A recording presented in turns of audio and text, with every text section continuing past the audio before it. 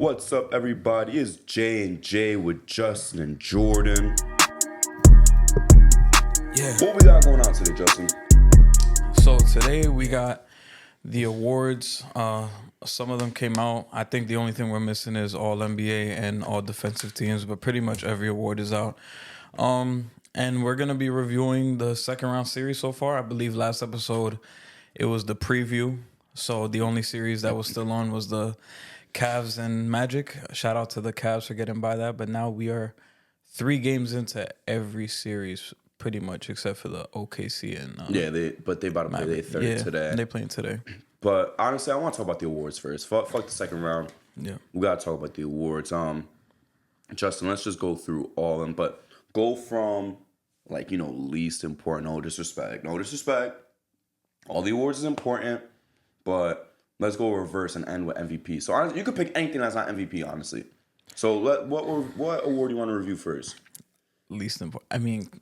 I would say Sixth Man of the Year is least important. I ain't gonna lie. Does clutch player count in this shit? Because I don't really give a fuck about clutch player. I don't care about that. That should not matter nobody's resume. I'm talking about real awards. Well, most improved player was Tyrese Maxey. Mm-hmm. Yeah. That's an award I really love historically, but Maxey getting it to me is just like whatever. Because the guy's been good for 3 years now. I mean, now he's really on like another level that he wasn't on before. But to say most improved when we've seen it since his second year, he's been on this trajectory. Especially last season. Last season, we saw the glimpses of him taking that step. Oh, I would even say the season before that one. Exactly, yeah. So, yeah, we've had a big enough sample size to say like Tyrese Maxey, like he was gonna get to this point somehow. It to me, this isn't really a surprise. Some of the playoff shit, like really locking in on it, is like damn. Like I guess it's different when it's against your team, but I remember even last year against the Celtics, he had some big ass moments. And 2 years ago, I think the when they played the Raptors in the first round, yeah, bro, I think that was his playoff. No, it was his playoff starting debut, and he dropped 37. He's a dog. So I'm like, bro, this was nothing new to me. But congrats to him. Before you even continue, I do want to cut into because you could say it's trajectory, but at the same time, we are seeing steady growth for him. But my thing is only this, though, Justin. This is what I'm gonna say. Don't you think enough time has passed? Because my criticism is like when they try to give it to dudes like in year 2, year 3. I mean, this is his 4th year in the league, his 4th, 5th year in the league. Yeah. I would say enough time has passed. You know what I'm saying? I don't think this was crazy. I don't think it was crazy to give him this award. To be honest with you, I don't think it was a bad pick. John Morant was a bad pick. I don't know. I'm so used to like guys that are like role players and then they become all-stars, or like motherfuckers that like we don't even think about. He did become an all-star. He wasn't no role player, but he did become an all-star for his time. I mean, yeah, but like watching those games, I'm like, all right, this kid is clearly like he's getting better. Like he's there and he's doing these things. I'm like, if he were to win it, it should have been his second or third year. Like we said, we don't like giving it to guys in year 2. That shit. But Maxey came in. He was not a lottery pick. He was the 20th pick, 21st pick, something like that. 20 or 21. And this is a guy, he came in with the Ben Simmons Sixers, and then he was asked to fill in those shoes. I mean, I know for you, those aren't big shoes to fill, but he was size 2. Yeah, but coming out of college, I was not expecting this version of him. But he had big shoes to fill. It was a lot of pressure. We had them being the number 1 seed, and then we follow that up with Ben Simmons not wanting to play, and Maxey just came in and stepped up seamlessly to this team. And then the year after, having to adjust with Harden, still putting up good stats. So to me, that was like right there with him. To me, like the impressive most improved players that we talked about like 3 episodes or 4 episodes ago are guys like Oladipo, who were like cool and then popped off. Jimmy Butler, like shit like that. Like Maxey was like kind of... Jimmy Butler, I think, might be like the best most improved I've seen. Like the very fucking definition. But besides that, I mean, there's been some bad ones. Like John Morant was terrible. Yeah, that was hard. And I remember talks when Curry won his second MVP, they said he should win most improved too. He's up here scoring from 24 in his first MVP season to 30.1. and he's shooting even better. I'm like, yo, that is like the most stupid shit I heard. I mean, I think the Ja was the worst one. Ja was the worst one. Ja was by Ja far. was by far the worst one. But Yeah. some other good ones, Paul George came out of nowhere. Not like came out of nowhere, but Nah, his the was way good. he skyrocketed, it was deserved. He went from like 11 points per game to like 18 and being forced to be the main guy when Danny Granger went down. That was a good one. Jermaine O'Neal's was good too. That was a really good one. You said Oladipo. Oladipo is one of my favorite. I mean, I'm That a was a big great fucking one. Oladipo fan. Because T-Mac. T-Mac, the Oladipo one, I will say is my second favorite only after Jimmy Butler's is because of this, bro. It's because this man came in second pick. I understand like that's already kind of weird for a most improved. He didn't suck. He had a good first year. Didn't win Rookie of the Year. He had a good first year. He lost to who? MCW, right? Yeah. Second year, he was still a 19 point per game scorer. And by 30, he went to Thunder. Honestly, I thought him and Russ were going to be a dog backcourt. Like, I was like, damn, that's a good pickup for the Thunder. After KD's gone, like, let's see what he could become. You feel me? And he wasn't, like, nothing crazy. Then they shipped him to Indy for PG, and then look what he fucking did. There was, bro, I'm not going to lie. That after that first year, some people were really talking that the Pacers won that trade. That was before Sabonis was Sabonis. Before he was even close to Sabonis. Yeah. And that was because Oladipo looked like fucking D Wade. He really looked like prime D Wade, bro. I'm not gonna lie.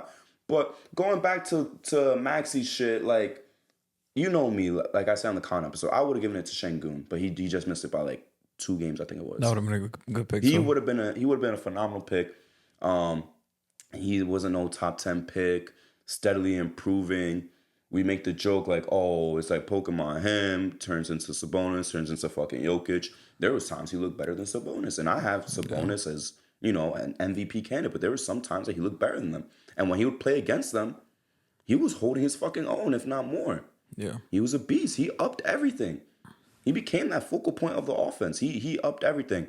I don't know if because I saw the MVP like split for voting and all that shit. Yeah. But for most improved, I didn't see the split, so I don't know if they did vote for Şengün or if not because of like the games and shit. But it's like he only missed by 2. I'm not gonna lie. If I was like a voter or something, I'll bet I don't give a fuck. It's 1 or 2 games. I'm voting for Şengün because that's the real most improved player to me. But it's just so funny, man. Because and I'm not saying this like as a joke to kick a nigga down, bro. Remember Obi Toppin was like the heavy favorite. Yeah. It wasn't even fucking close. I remember Mikey Locks came on the show. He's like, Obi Toppin most improved. No, and I knew, and again, it's no disrespect to Obi, but it's like I know he's not really on that type of time, and you feel me? Oh shit, Şengün was 3rd. So he was getting votes. Yeah, he got 6 first place votes. So why the fuck did he not win? Because he didn't even play the 65 games. Why would he not win? That is so stupid. Oh yeah, he played 63. That's so he did miss by exactly 2, like I said. So I'm confused. So does the rule matter or not? Or is it really just for all NBA and MVP? Because are we not counting that for most improved? That's kind of stupid to me. That's stupid. Because I know for the rookie teams, it doesn't matter. I don't think it matters. So it's just all NBA and MVP. I guess. They need to start saying that then instead. They got to be consistent. They should start saying that instead of saying for awards. I'll say that much. That's what they got to start doing. But, and who came in second? Kobe White. Good pick. I would still say Şengün improved more than both of them. Kobe White would have been a fire pick too. We've seen Kobe White up and down. I remember I said Kobe White is just gonna be like another Colin Sexton. I was like, he could be really fucking good off the bench, a 6 man, but he's not no lead guard. The Levine goes down. Look what he does, bro. He starts cooking. So he would have been. I would say he would have been a better pick than Maxey, but I don't got a problem with the Maxey pick, honestly. Yeah. Next award though, Justin. Which one you want to talk about? You pick. I want you to pick all the awards so we get to MVP. We could do the 6th man of the year. Shout out Nas Reed. Yeah. And this was actually a close one. I would have picked Malik Monk. When we had the award show with Colin, I took Malik Monk as well. But I'm not mad Nas Reed won. He's been having a great season. That shit was close. Nas Reed won with 45 first place votes. Malik Monk won with 43. So it was really neck and neck. And who came in third? Bobby Portis, Shout 5 points. And then Norman Powell, and then... Norman Powell's bitching for that shit, too. You're not even top 3, nigga. And then Bogdan. Yeah. Interesting. I don't got a problem with the Nas Reed one. My only problem is Timberwolves fans saying like, oh, when have we ever seen a six man of the year not make the playoffs? Bro, they won 47 games, I think it was. 46, 47 games. There wasn't no bottom feeders. They just lost in the play-in. That's all it was. Sure, traditionally they not in the playoffs. They didn't make it to the playoffs. But it's like, bro, they won 46, 47 games, bro.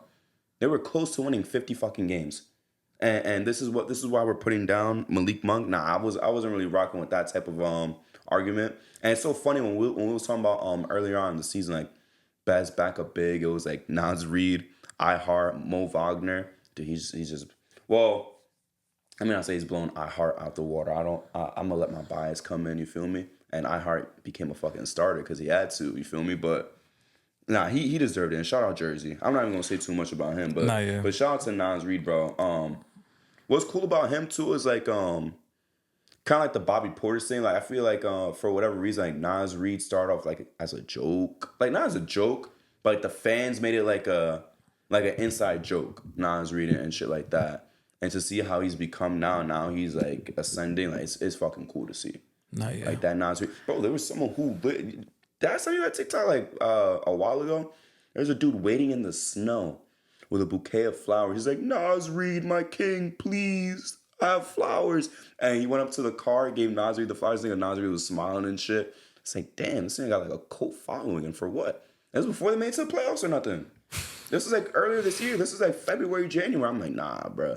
These niggas is bugging out, bro. Nah, yeah. The fact that he's been able to carve out a role on this team and be there for so long, it tells you a lot. Because this guy was a undrafted coming out of that 2019 class, and you know undrafted guys, bro. The leash, like the margin for error, bless you, is very very slim, and he's been able to carve out a role being an undrafted guy, and he's a pivotal role to this Timberwolves team, who we both view as contenders right now at the moment. So shout out to him. The next award, Rookie of the Year. I don't even want to talk too much about it. I mean, I'm not gonna lie. I will admit this. I always say I say everything that I believe on this show. But I'm not gonna lie, the one and only time I was trolling was like back in like November and December when I said, "Oh, this is Chet's award to lose, just to stir it up, man." And I would say that's the only time I've ever trolled on this fucking show. That But shit. everyone fucking knew Wemby was gonna win no matter what. It's not even like a entertaining conversation to have that he's Rookie of the Year. It's not. This is an expectation. You should have won this shit. So Shout out to Chet though. Wemby is the 6th player to be a unanimous Rookie of the Year. Can you guess the other 5? That's hard. You know why? Because Melo got some votes from LeBron. I'm sure Hakeem took some votes from Jordan. Damn, unanimous Rookie of the Year? That's hard. Yeah. I think there's like Is Wiggs there's one? 2 of them that you definitely John Morant. No. What? Who took votes from him? Zion. Zion didn't play no fucking games. He played like 30 games. Yeah, but motherfuckers was voting for him. But that was before the rules though. Because remember, Embiid played 30 games his rookie year, He got some and he votes. got like second Yeah, I place. know I that was think. before the rules, but it's like, damn, John, and it's not like John Morant was like a bum and they had to give it to him because he played more. It's like he was cooking. Yeah. Damn. Give me a clue for one. Like how recent? Like don't give me the year, but like just give me a Okay. clue. Like, was it this past decade? Any of them? One of In them, the 2010s? Anybody from the 2010s? there's 2. Well, one is like literally right outside. So, It's not Wiggs. and then Wiggs- one of them is in this past It's not decade. Wiggs because Jabari was low key doing his thing too. It's not Wiggs. Cat. No. Porzingis Yes. took. Oh, he was unanimous. Yes. I'm about to say Porzingis would have took some votes from him. Yeah, Cat was All unanimous. right, Cat was unanimous. You said it was 7? There's Wemby's 6, so there's 5. Okay. 5 So more that you got to get. 5 Well, more. 4. 4 more I gotta get. So Cat, Wemby, shit, nigga. And you said another one in the 2010s? Yeah. Damn. It's not Wiggs, right? No. Is it Michael Carter Williams? No. It's not. We just said it's not. I'll give you a hint. Well, there's 2 in the 2010s, but I'll give you a hint. One of them wasn't a real rookie. Blake Griffin? Yeah. Honestly, I didn't want to say because John Wall cooked. You Didn't know get what's a single crazy? vote? Yeah. It's crazy because I thought the fucked same up. thing. I was like, damn, I would have thought John Wall got That's some why I votes. didn't want to guess that shit because I was Yeah. like, wait, no, John Wall was cooking. All right, give me another decade. 2000s? You still got one more in the 2010s. One more? Oh, so there's 3 in the 2010s? Yeah. Fuck.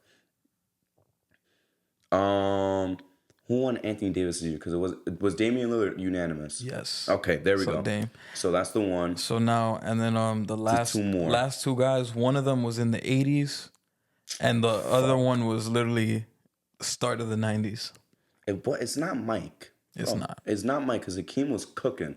Oh, is it? Oh, fuck. What's his name? And I say I fuck with him too, man. Is it Ralph Sampson? Yes. There we go. Ralph Sampson and the one in the 90s. Yo, Ralph Sampson came in, averaged 20 and 10, and they just got Hakeem right after. And they went to the finals. They had to add the lottery, right? They had the rookie and sophomore take these niggas to the fucking final. Yo, if they won against the Celtics, that would have been a baller story. I'm not gonna lie. Even if Hakeem doesn't win the 2 rings in the 90s. That series went, what, 6? I can't tell. I just know they went to the finals, bro. Yeah. They'd be showtime. Yeah, that was Hakeem year 2. That's crazy. No, that was Hakeem year 1. Ralph year 2. No. 84, 85. They went 86. Oh, okay. Yeah, that was the best Celtics team ever. So it was sophomore Hakeem, third year Ralph Sampson. That's crazy. Star of the 90s. 90s rookie of the years. It's not no Derek Coleman, right? Okay, this one. It's not Derek Coleman. No, I'll give you a hint. This guy wasn't his real rookie year. I couldn't tell you. But this is an all-time guy. All-time guy. Yeah. Dave Robinson. Yes. Nigga, I'm crazy. I'm about to say Danny Manning. Yeah. Nah, because Robinson was drafted 87. Yeah, he missed 3 years, bro, Yeah. to go fight for his country. Respect, bro. Salute. Shout out to all my soldiers. Shout out to Leo. Yeah, so those are all the unanimous rookie of the year. That's some good company to have. Yeah, that's some great company. I guess besides, no disrespect, like, actually, you know, I'm gonna respect Blake Griffin. I'm gonna respect Blake Griffin. Yeah, Blake was averaging like 22 and 13 as a rookie. My only thing is, I wanted more from his career, bro. He finished top 3 MVP voting in 2013-14 season. I wanted more from him after that. The injuries got him. Nah, but back to Wemby though, bro, he couldn't lose this shit. Yeah, it's crazy. It's crazy though that I would say like it was supposed to be like a triangle of him, Chet, and Scoot competing. Scoot wasn't even in the fucking. That's what I'm saying. He wasn't even there. It was Brandon Miller third. Chet third? Was second. Brandon Miller third. Jaquez fourth. Okay. AirPods fifth.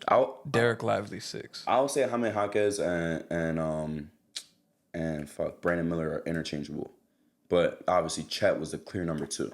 Yeah. Clear number 2, bro. Wemby, bro. I don't know what we're gonna do to stop him in the future. Good thing he's in the West though. Next award. Oh, Coach of the Year. Mark Daigneault. Should have been Tibbs. I'm on Basketball Reference and it shows you like the voting. Should have been Tibbs. This shit don't have the Coach of the Year. That's fine. Should have been Tibbs. That's what I'm gonna say. Shout out Mark. Young ass team, 1 seed, cooked. Shea cooked like I predicted. Didn't win the MVP, which we're gonna talk about later. But Shea didn't win the MVP, but he was damn fucking close. You know, young guys, still got a bunch of fucking picks.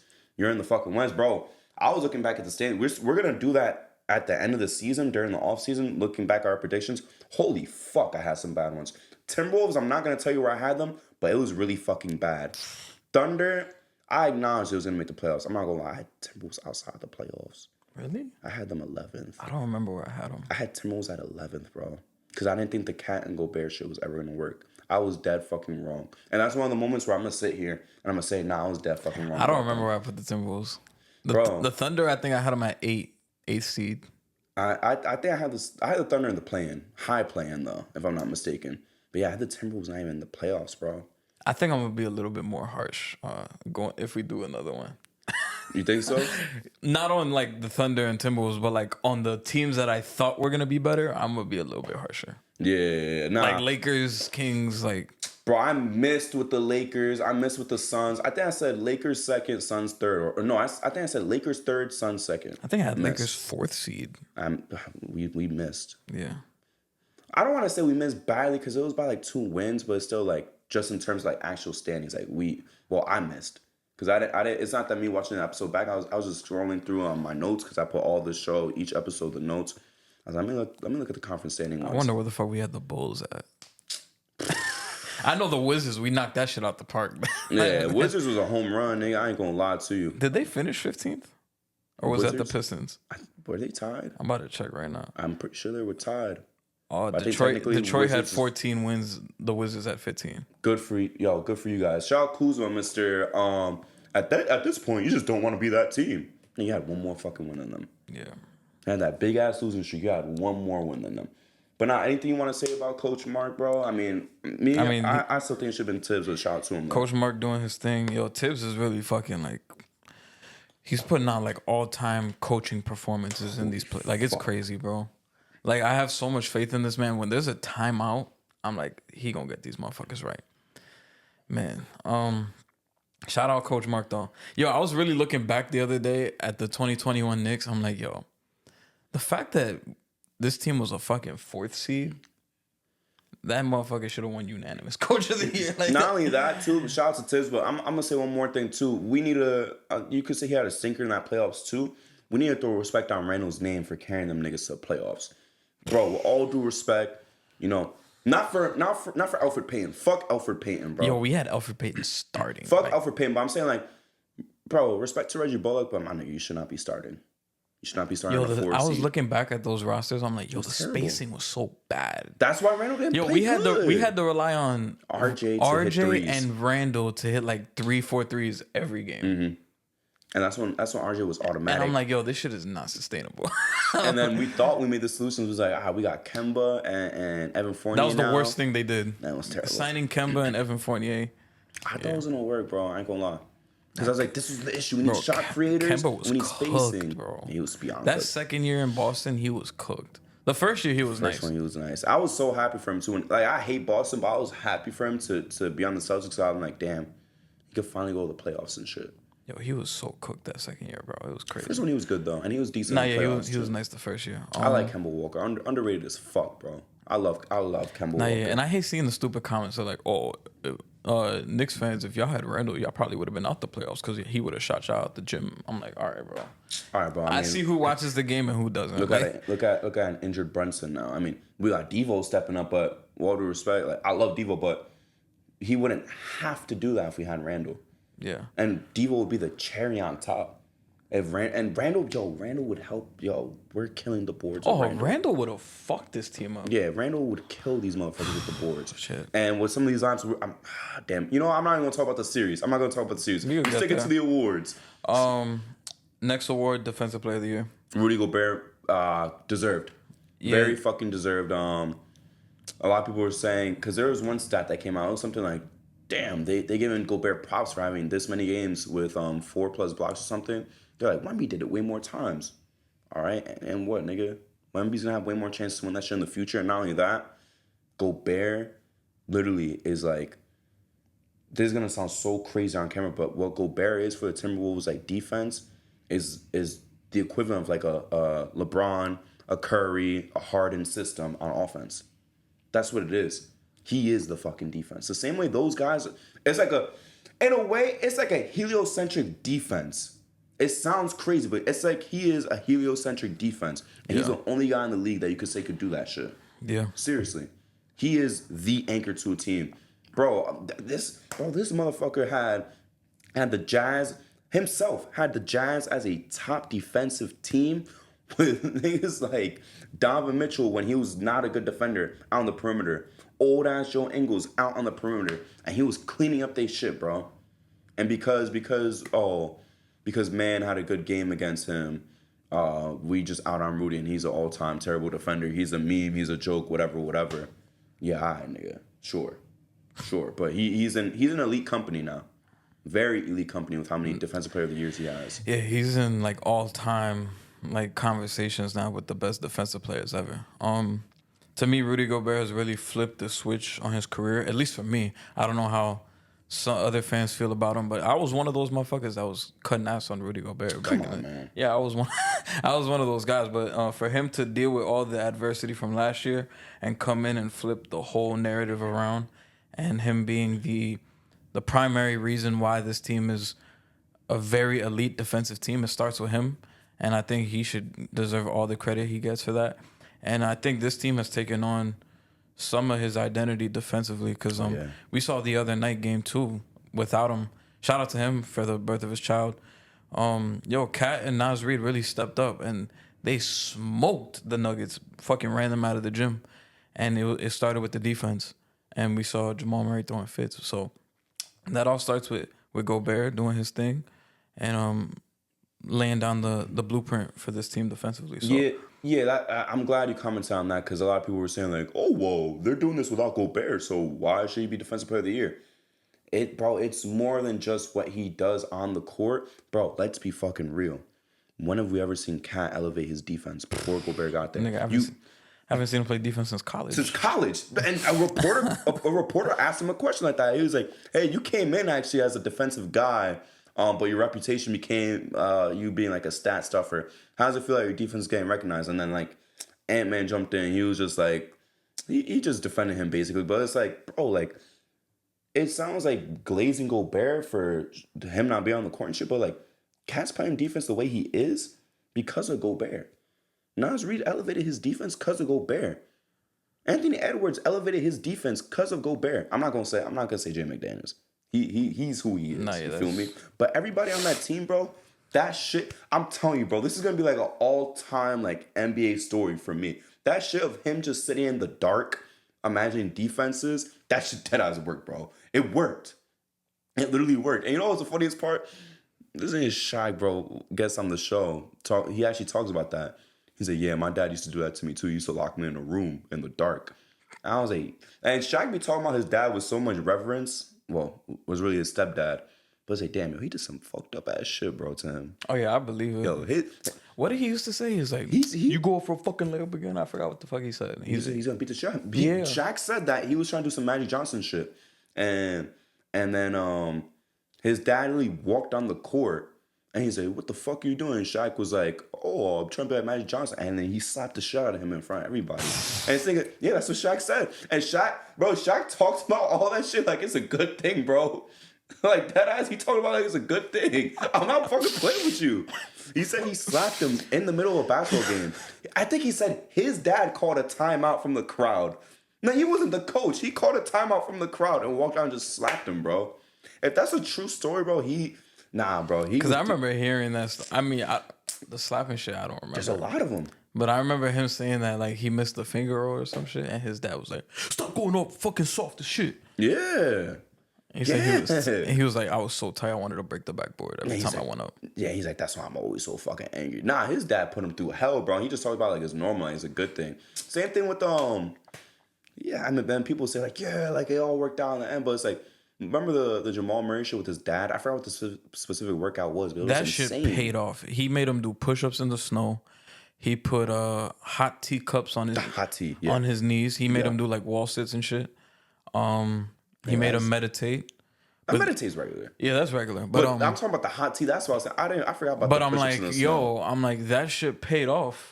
Like with the way that motherfucker be playing in the playoffs, that shit paid off. Come on, bro. We're not endorsing that on the show. We're not endorsing child abuse, bro. Nah, I'm not endorsing that. But like hard training, I respect.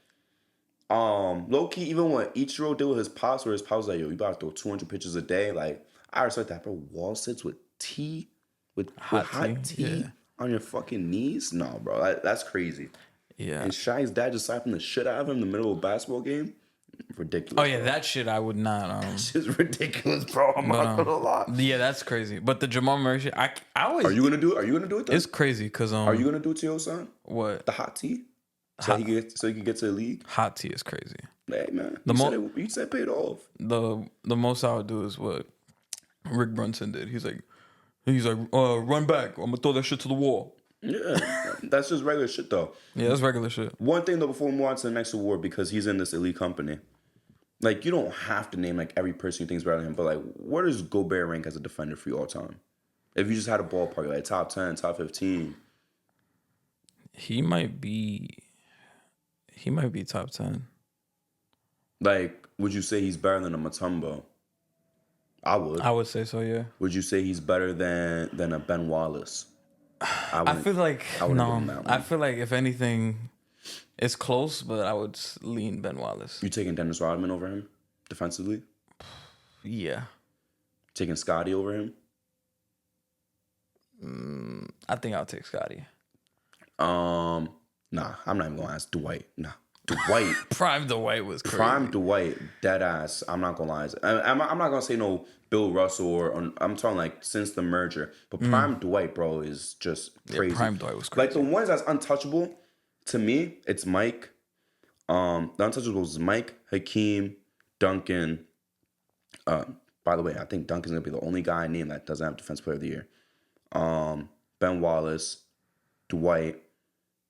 Shit, I might even throw Sidney Moncrief in there.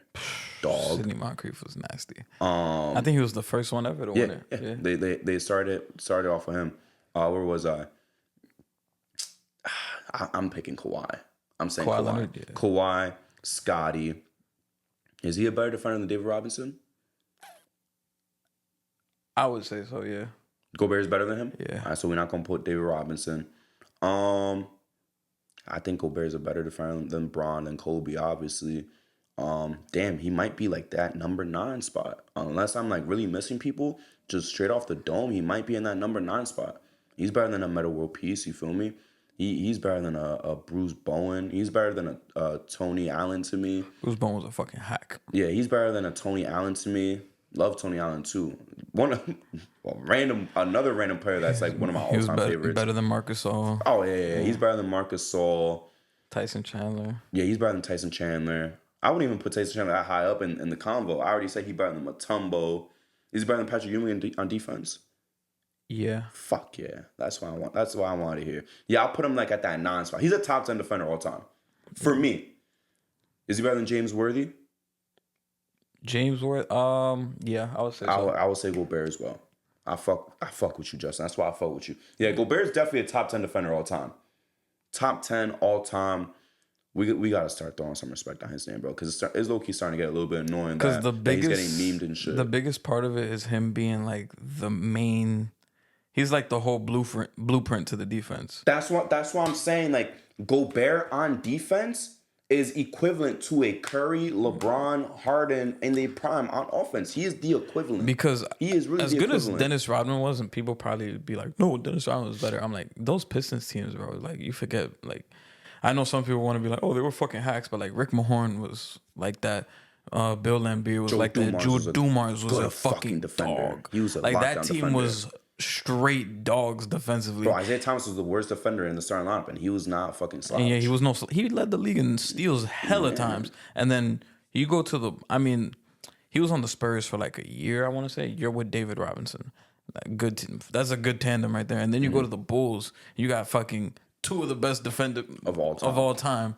And then yourself, and it's like, and then you got Ron Harper, who's no fucking slouch. Oh, don't even start with Ron Harper, bro. Yeah. So you had 3 elite perimeter defenders in front of you. That's what I'm saying. What Gobert does, that how he carries a defense. He literally carried Utah. He carried Utah. Bro, when you make Utah a great defensive team, when you have Donovan Mitchell and Joe Ingles, and who was starting at PG before Mike Conley got there? Was it Rubio? Yeah, bro, you're proving my point. You got Ricky Rubio, Donovan Mitchell, and Joe Ingles in front of you. And you're still a top defensive team. I wonder why that is. It's because one guy is carrying the whole fucking defense. He's carrying the whole fucking defense, bro. By himself. Yeah. He's deterring shots. He's doing all this shit, bro. Once you get to the paint, bro, it's over, basically. You got no chance. If he doesn't block you, you're still not making that shit.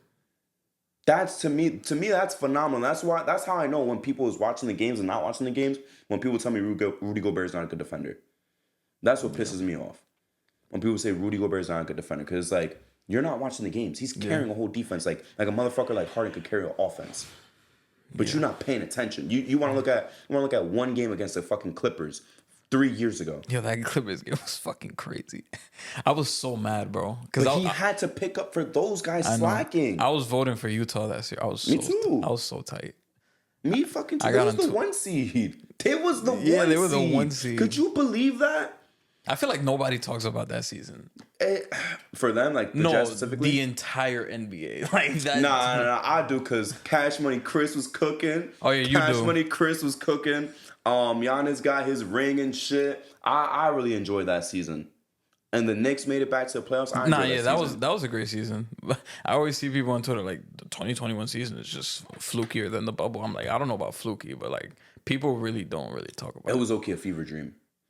Like it's a forgotten season, bro. It is a forgotten season. Because there's no like all-time great moment that happened.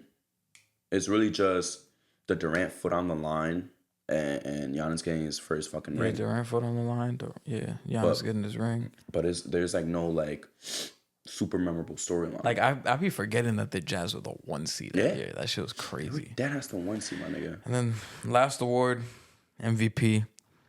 Nikola Jokic wins his third MVP in 4 years. Should be his fourth. His third MVP in 4 years. He was in first place. Shai Gilgeous-Alexander was in second place. Luka Doncic in fourth place. Giannis in fifth.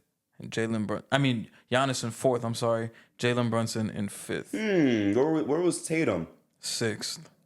Oh, and Yeah, Jalen Brunson destroyed him in fucking second place. Repeat that. Who was in fifth and who was in sixth? Who was in fifth?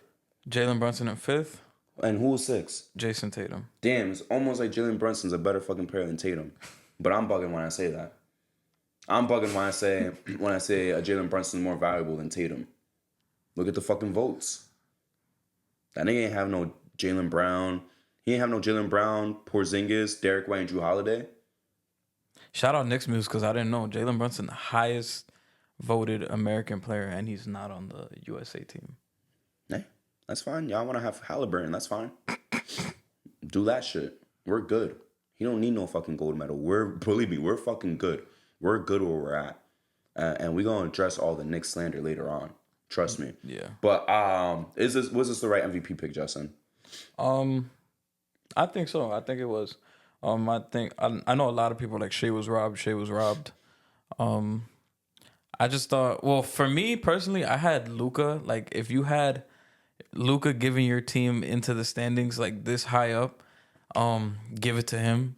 But me personally, I'm not mad at the Jokic pick. Jokic has been doing fucking phenomenal shit for the entirety of the season, and he's really proved time and time again, like, yo, I'm really an all-time motherfucker when it comes to this shit. And he proves it every time. Me personally, I wouldn't have been mad if Shea got it or if Luka got it. I think the top three guys were all deserving of it. So however which way you slice it, I would have been cool with either guy. I know there was a lot of discourse, like, when he won, they're like, should have been fucking Shea. It should have been fucking Shea. And I was like, I mean, they all have arguments, they all have cases, but I'm like, I'm not fucking losing sleep over Jokic winning it. I'm happy for him. I hope with him winning, he could like pull some legendary shit now and coming back from this 2-0 deficit. I mean, it's 2-1 now. 2-1 now. They won last night, but hopefully they come back and they make this shit really interesting, and he kind of adds on to the legacy that he's carving out for himself. Let me preface with this, right? Mm-hmm. I know I picked at the start of the season Shea was going to win MVP. I'm still proud of my pick because niggas want to call me crazy when I said it. No, that was a great, like, that's like an all-time take that you got to, like, even though he didn't win, he was literally number 2. That's what I'm saying. People could suck my BBC Junior for that, for the way that they was talking crazy. He finished second. There's no second place medal, so on and so forth, whatever. I did pick Shea to win MVP. He did have some fucking claims to MVP this year. But I believe Luka was robbed. You just threw up 34, 9, and 9. You got your team to 50 fucking wins. What does this man have to do to win MVP? I don't know what he has. Because at this point, he has to average, 38 to have a chance to win MVP? Did Jokic set the bar too high? I don't even think it's that he set the bar too high. My thing is, like, Jokic was the 2 seed, which is fine. So it wasn't best player on best team. It was by 1 win, whatever, who cares? It wasn't best player on best team.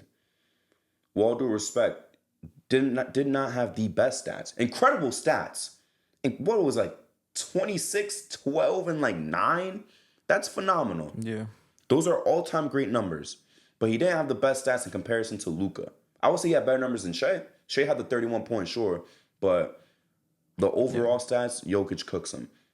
So Luka had the best overall stats. Yeah, Luka averaged 34, 9, and 34, 10, basically. Yeah, 9.8. Yeah. It was 33.9, 9 point something, like 9.2, 9.3 rebounds, 9.8 assists. Yeah. What does he have to do? Yeah. That's my question. Because the criticism before was he's not winning enough games, he's not a high enough seed. If he wins 50 games, then fine. He deserves to be MVP if he's putting up the numbers. So not only did he have his best fucking season ever, he just won 50 games, and it's still not enough. And if you're talking eye test, Jokic deserves it. Well, here's my thing. Luka has the better stats. Luka won the 50 games. Sure, he was behind by a couple of games in comparison to Jokic, but he won the 50 games. He wasn't putting up these numbers on a 44, 45 win team. And if you're using the eye test, to me, they're equal. They have a similar amount of impact on the game. So what is it that this man has to do? Does he really need to average 38 and be a top 3 seed? Because for me, this was enough. Yeah, This was more than enough for me. 34, 9, and 10 was more than enough for me. And then you upped it and you added 50 fucking wins. This man was in the play-in. He was in the play-in at one point. Yeah. Remember we were talking in the episode with JC? That was like, damn, who will win this playoff matchup? We're like, damn, Luka's the last guy you want to see in the play-in. There was the 8 seed at that point. Yeah. It was like, damn, who do we pick? Lakers or Mavs in this series? In this playing game. I don't know. Blah, blah, blah, blah. You feel me? Talking shit. But he carried that team back to 50 wins. They finished 50 and 32. I feel like the standards for Luka is different than the standards for everybody else, in my opinion. And a lot of people have said it best. Luka has voter fatigue without ever winning MVP. Yeah, it's crazy. It's crazy. And I feel like he's going to go through this thing where it's like they're just going to give him one in the future when it's not even close to his third best season. Oh, the here nigga damn. Yeah, like just here, bro. Here's your award. But this man should finish his career with multiple MVPs. The Multiple. Joel Embiid here nigga damn MVP. Yeah, like if honest, and I feel like this Jokic wants to make up for last year. To be completely transparent. It's so fucking weird, bro, because it was like, I feel like last year they didn't want to give it to him because they're like, are we sure we want to give him 3 in a row? Like that's some all First time. since Bird. Yeah, because it's like Should've been. 21, he got it. Because you know what I feel like the voters let the outside noise get into their head. Shout out Kendrick Perkins. Yeah, because what's it called? 21, they lost in round 2, but they were without Jamal Murray. And then 22, they lost in the first round. They didn't have Murray or Porter. And people are like, we really giving MVP to a guy who can't even get to the fucking conference finals? Or who hasn't been to the conference finals since the bubble? Oh, it's a fluke. I'm like, nigga, wait till he gets his guys back. Yeah. And we saw what happened last year. He got his guys back and they won the fucking chip. He was winning games with Campazzo. Yeah, and they're like, oh, shit. And yeah, I don't know how. I guess, yeah, it was the here nigga damn MVP on top of y'all let Twitter decide or get in your head. Twitter and Kendrick Perkins, bro. Yeah, Kendrick crazy. Perkins ran the greatest political campaign of all time. Yeah, that was That shit, bro. Kendrick Perkins really did a better campaign than fucking Obama in 08. Like, I'm not even being funny because he really influenced the media to give the MVP to Embiid when it was all but certain gift wrap for Jokic. That's fucking crazy to me. And if I'm Embiid, I'm setting aside for one day on my fucking Microsoft Outlook calendar, whatever fucking day off, to kiss this nigga Kendrick Perkins' feet for getting me that award. Because that shit was undeserved. I don't care about, led the league in scoring, blah, blah, blah, blah. Oh, but he does it defensively too. He does not have as much. And I'm not even factoring in the playoff shit too. Like, I'm just talking straight regular season. You're not impacting games as much as fucking Jokic. Yeah. That's a fact. You're not impacting games as much as a Giannis even, or a Luka. Those 3 guys are better than fucking Embiid. Those guys are better. Like, let me ask you, Justin, is Embiid a generational talent to you? Yeah. I wouldn't say so. You wouldn't say so? I think he's very fucking good. I think Embiid he's fucking great. I think he's a superstar, but I don't think he's generational. I think Luka, Jokic, and Giannis are the only 3 generational players in the NBA right now. And we're not counting no Steph and LeBron and KD. You said Luka, Jokic and Giannis are the only generational talents. And again, that's not me talking about playoffs either. You include the playoffs, that's taking his chance of being generational down even more. Yeah. That's just me. You're not wrong for having that opinion, by the way, but to me, Embiid's not generational like those guys are.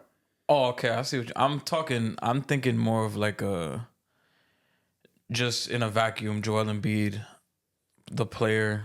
Like his build and how he plays? Yeah, I'm thinking more of that. Yeah, if you add like the accolades and shit, yeah, I could see your point. But the thing is, Luka doesn't have the accolades that Embiid has. Yeah. But I'm just thinking of like straight like this motherfucker you drop on your team, the trajectory of your team is completely different. I'm thinking more so along those lines. True. No, I know what you're saying. My thing, but my counter to that kind of is this like, Kobe's generational, but he wasn't anything new. Yeah. He was a lower tier Mike with a better three ball. You feel me? But he's still generational. It's just not anything new that we're seeing. So it's like I wouldn't say Chet or Wemby is more generational than Kobe because there's like some shit like we don't really see too often.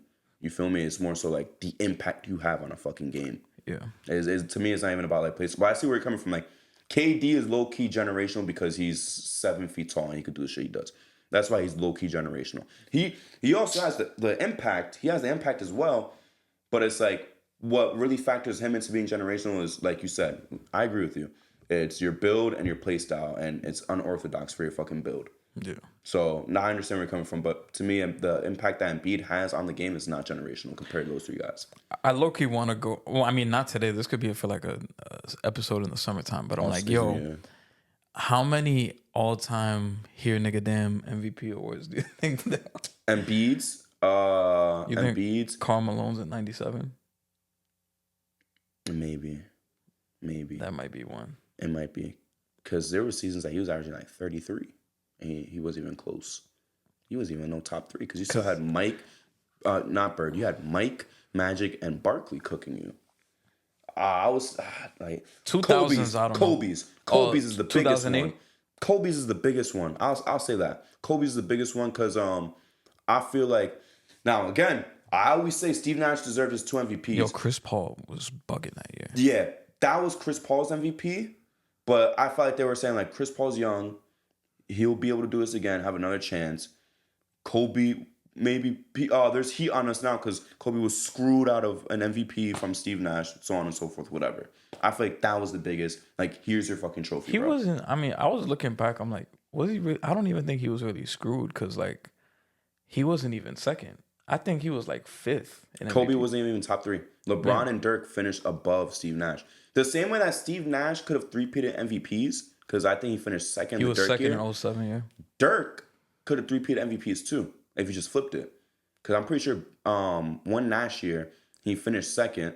The second Nash, he finished second. And the one where Shaq says, I got robbed. Dirk was high up there, too. He damn near could have had more than one MVP. I know 05 Shaq was 2. Yeah. Dirk was high up. Dirk must have been like 3, I guess. That's what I'm saying. Dirk could have had multiple MVPs, bro. Yeah. But Kobe is the biggest, like, example of, like, here's your award, bro. Like, now we can stop talking about it. Because he would have gone down as the best player and never win fucking MVP. Because with all due respect, we saw it was Bronze League after that MVP. That shit became Bronze League. Yeah. I feel like KD's, he earned his shit. But 100% he earned his shit. It wasn't even close.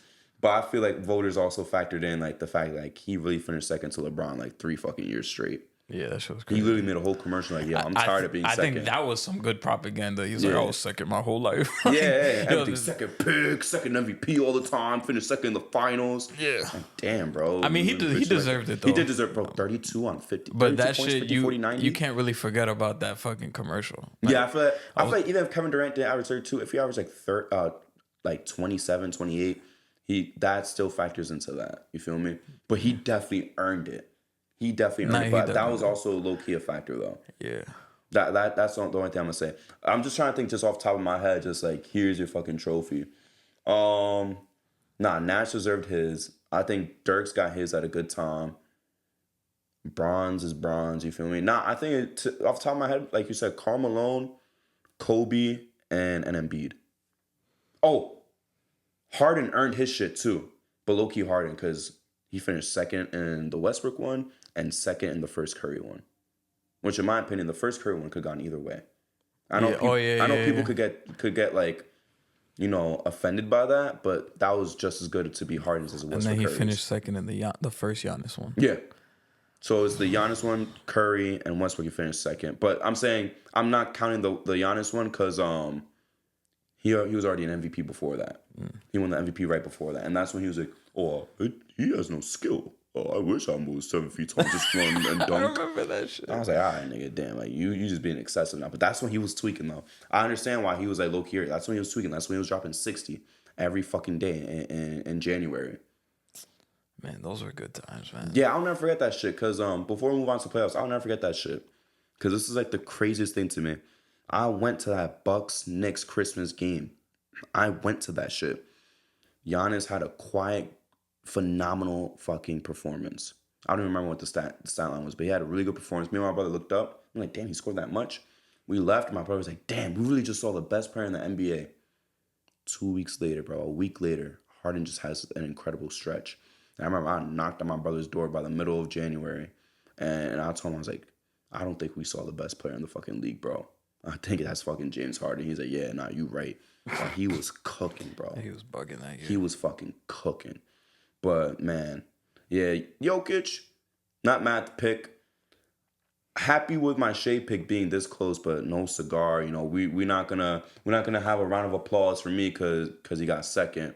But I think this was Luka's. That's kind of my close thing. I know you said Jokic deserved it, but I think this was Luka's award, and unfortunately, he didn't get it. Will he ever get his fucking MVP? I don't know. I think it's gonna be years down the line.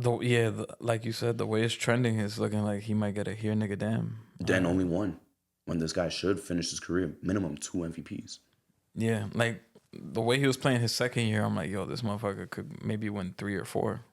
Bro, when he retires, people are gonna look at him like, damn, he only won 1 MVP. How? Yeah. There's no fucking way he only won 1 MVP. Like, And you got to get one now because you got Wemby's coming up. Anthony Edwards, like love the Ant talk, but to me, his only like future rival for the rest of the decade is Wemby. Yeah. For those MVPs. Oh no, yeah. I think if Ant gets one, he's getting one. I think Ant and Shea are just under. Oh yeah, it'll be in terms of like Luka threats for MVP. You got. And you still got Jokic. Yeah, you still got Jokic as but I could see this being Jokic's last one. Like, I don't know. Because of voter fatigue or because these guys are just going to be way better than him? I think it's going to be because of fatigue. Fatigue. Yeah, sadly. Damn. Because it's crazy that I saw LeBron win in 2013 and I didn't know it'd be his last one.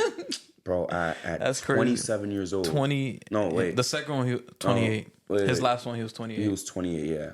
I had to do my LeBron calculations on his birthday of December 30th, 1984. I did not think at that time that was going to be his last MVP. Me neither. I thought he was going to finish with 6, to be honest with you. I really thought he was going to finish with 6.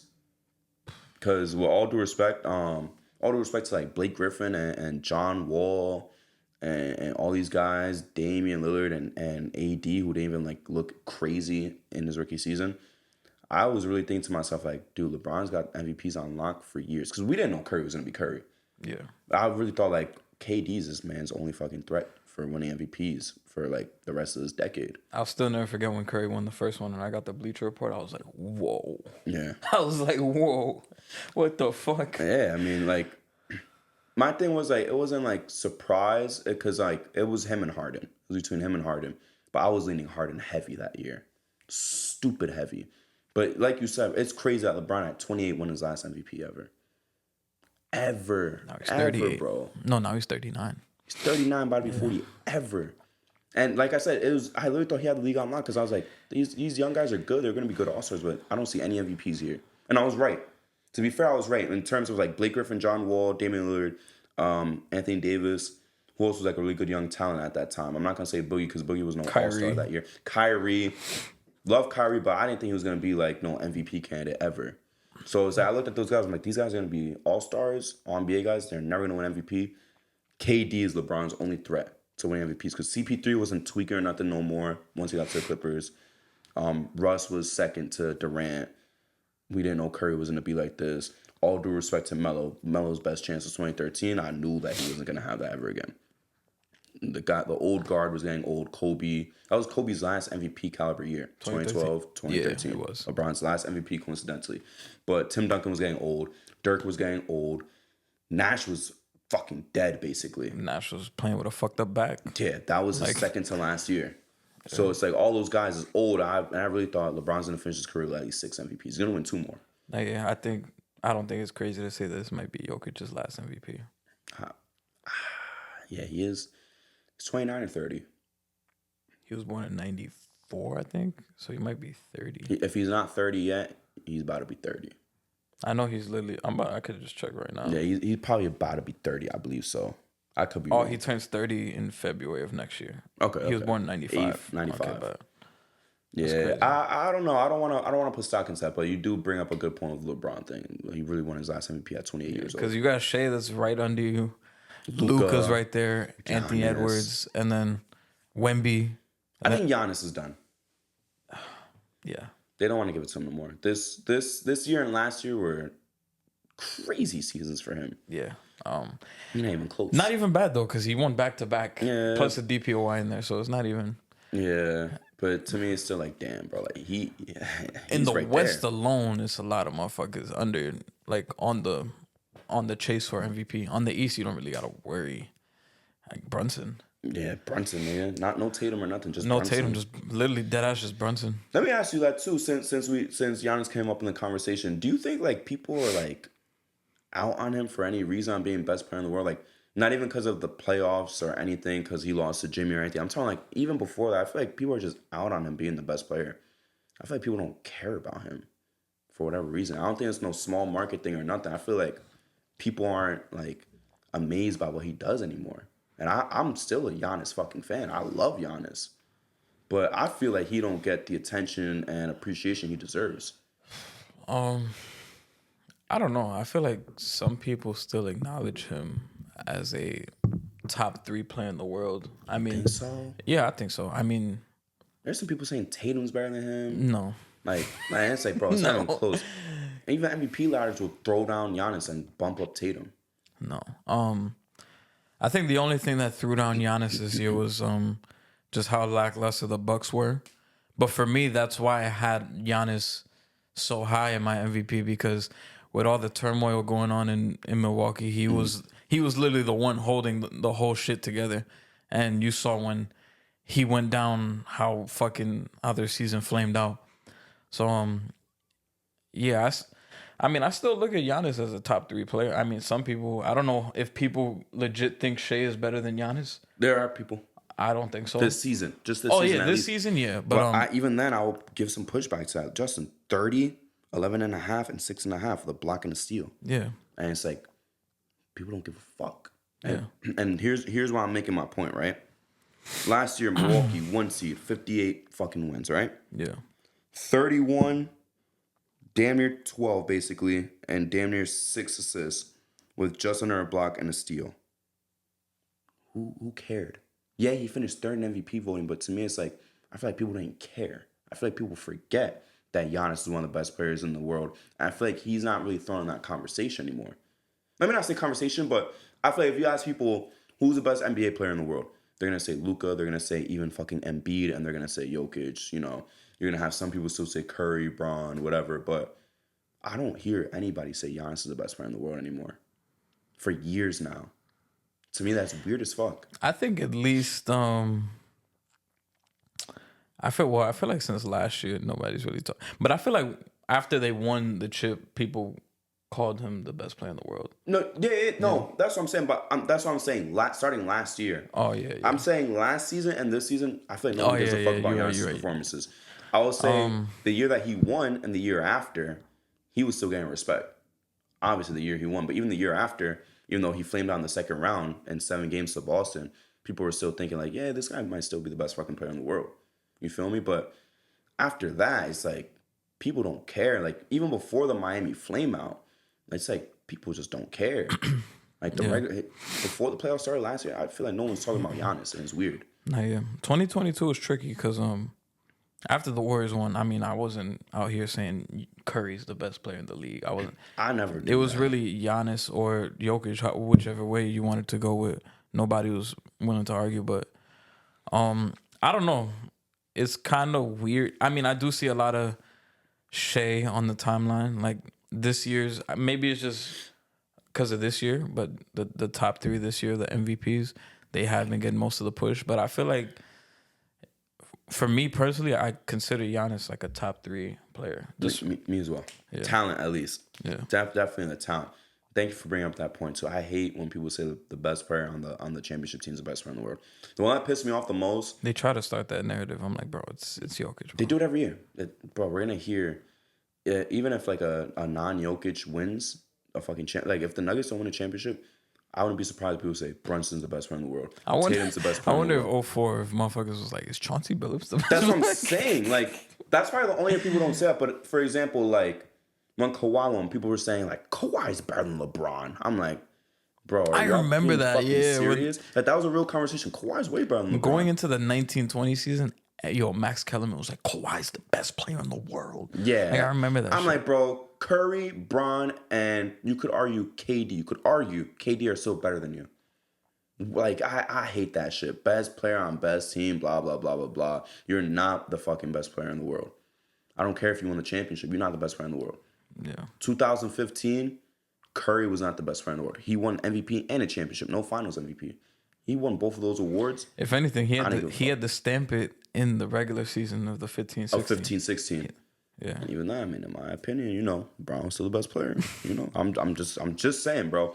And I'm just saying, bro, from 08 to I would say from 08 to 2018, LeBron was the best player in the world every year except the KD year, the KD MVP year. Like he could have won all those MVPs. Yeah.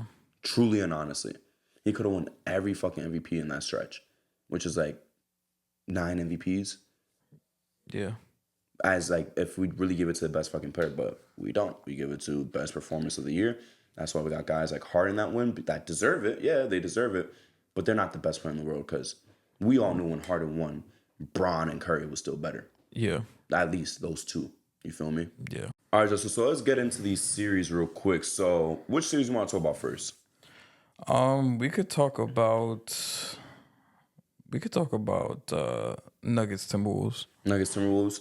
All right, so obviously the Timberwolves are up 2-1. Both of our predictions are still looking good of this going to 7 games. You picked Nuggets, correct? Yeah, Nuggets in 7. I'm still sticking by Timberwolves in 7.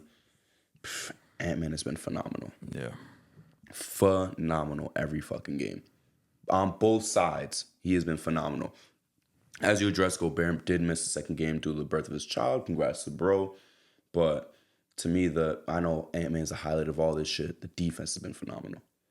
That Timberwolves defense looks like hell. It really looks like hell on earth. And I think that might be the fucking best defense in the playoffs right now. I think it's a better defense than the Thunder. I think it's a better defense than the Celtics. I think this is by far the best defense in the playoffs right now as a team. Yeah. And it's not even close. It's not close. Honestly, it is not close. But Nuggets is back home. They won their first game last night. Jamal Murray played much Timberwolves better. back home. Huh? Timberwolves are back home. I'm bugging. Yeah. Timberwolves is back home. They stole a game at home now after they lost home court advantage. Have the chance to tie it up, bro, and then go back home and see what you could do. But honestly, I'm still sticking with the Timberwolves. I'm still sticking with 7. I'm still sticking with the Timberwolves. That's all I'm gonna say. Nah, yeah. That first game was like that might go down as like an all-time Anthony Edwards game. That's gonna be on his highlight reel. Yeah, 43 game 1 on the road in Denver. That was a big time game. And then game 2 was just like a fucking ass whooping, bro. Like you guys, they had Jamal Murray fucking crashing out. Like Should have been suspended. yeah, that was I'm crazy. gonna say that. Should have been at least one game. He threw a towel and then he threw a heat pack on the court. I'm professional as fuck. And yeah, there were really questions if he was gonna get suspended or not. He got fined $100K.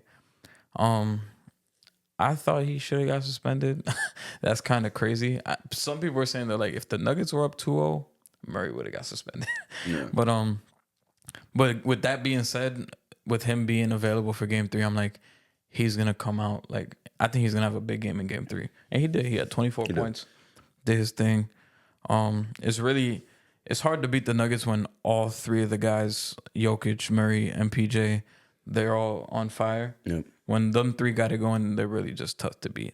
And the Wolves really came out flat in game 3, and they really couldn't do much. Once the lead got to like 20, they really stood no chance.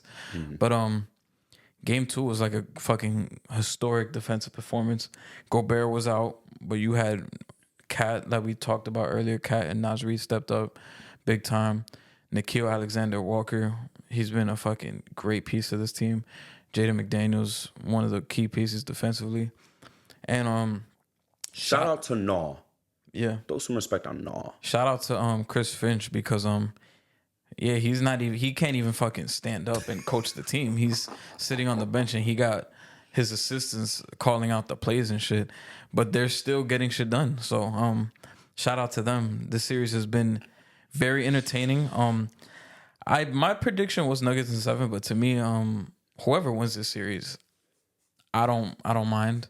I think whoever wins this series is going to the finals. I said it last episode, and I'll be happy for whoever wins it. If Ant wins, I'll be super happy for him. He's been playing his ass off. If Jokic wins, I'll be super happy too because he's adding on to the legacy and he's shutting the haters up. So for me, this whoever comes out this series, it's a win-win. It'll be unfortunate that one of them has to go home, but this is a great ass matchup right now.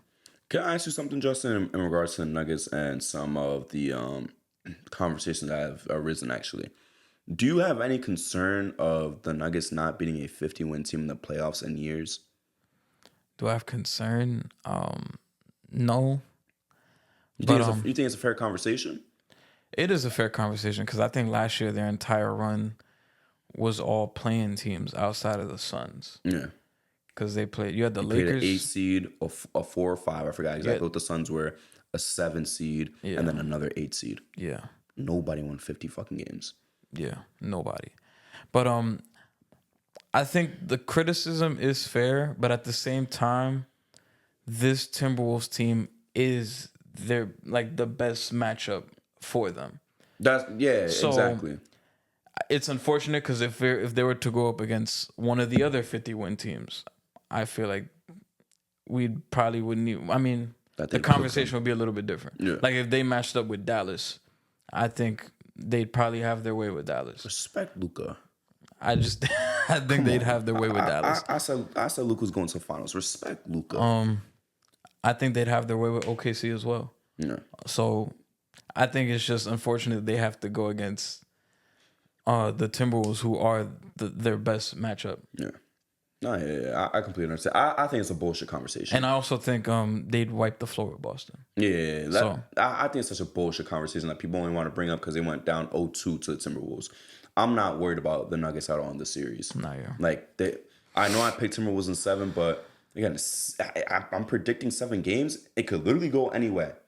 When it goes to game 7, all rules are off, and you don't know how it's gonna go. I will say this though: if Jamal Murray got suspended like how he should have been, I would lean completely towards the fucking Timberwolves winning the series in less than 7 games possible. That would have changed a lot. Because they would have lost last night without Jamal Murray. Yeah. And he shouldn't have been out there. And that's not me being on no hater shit of Jamal Murray, the Nuggets, or Jokic, obviously. Like all 3 of those things. But it's just, bro, you bugged out for no fucking reason. Yo, the league is like favoring Jamal Murray because not only did he not get suspended, but yo, they had a big ass gap between game 2 and game 3. Because game 2 was on Monday and game 3 wasn't until yesterday. Yeah. And he's dealing with that calf, I think, that sore calf or something. So I'm like, yo, y'all just fucking rubbing his at this point. Like, it's crazy. But fuck it. My thing is, why protect Jamal Murray? I don't know. Jokic is not really the superstar you're pushing in terms of like media and shit. You're not pushing Jokic. Nuggets are a smaller market, way smaller market than not the Timberwolves, but like than most of the teams that are left. You're smaller than the Mavs. You're smaller than New York, obviously. You're smaller than Boston. I would even say you're smaller than Cleveland, honestly. As you're just beating out Indy and OKC and the Timberwolves. And I would say OKC barely because they show out. Yo, their fans are fucking lit. Even when they suck, they show out. So Jokic isn't the main superstar you're trying to protect. Y'all not. I don't know why you would protect him now when you weren't doing it before. Jamal Murray himself is no all-star superstar. And Denver is a small market team, so why are we protecting them? Yeah. That's my confusion. Like the Embiid, they understand because it's Philly versus New York. We need this shit. We need this superstar MVP caliber guy out there. What's it called? Yeah, this is gonna be good for the ratings and shit. But it's like this is Timberwolves and Nuggets. Yes, on 2 phenomenal teams, but 2 smaller markets. You don't push Jokic. And if anything, this favors the guy you're trying to push as the next face of the league, Ant-Man. Suspending him would have been good for Ant-Man. Yeah. So what was the point of the protection? They're I probably don't see it. they're probably like, no, whoa, we need more games of this shit. I guess, but it's like I don't see it, bro. Hey man, I would have loved if the Knicks got a gap like that. Yeah, Like right now, yeah. only right now. What the and fuck? We play Like, tomorrow. motherfuckers played on Monday. Like, yo, the Timberwolves played game 2 Monday and played game 3 yesterday.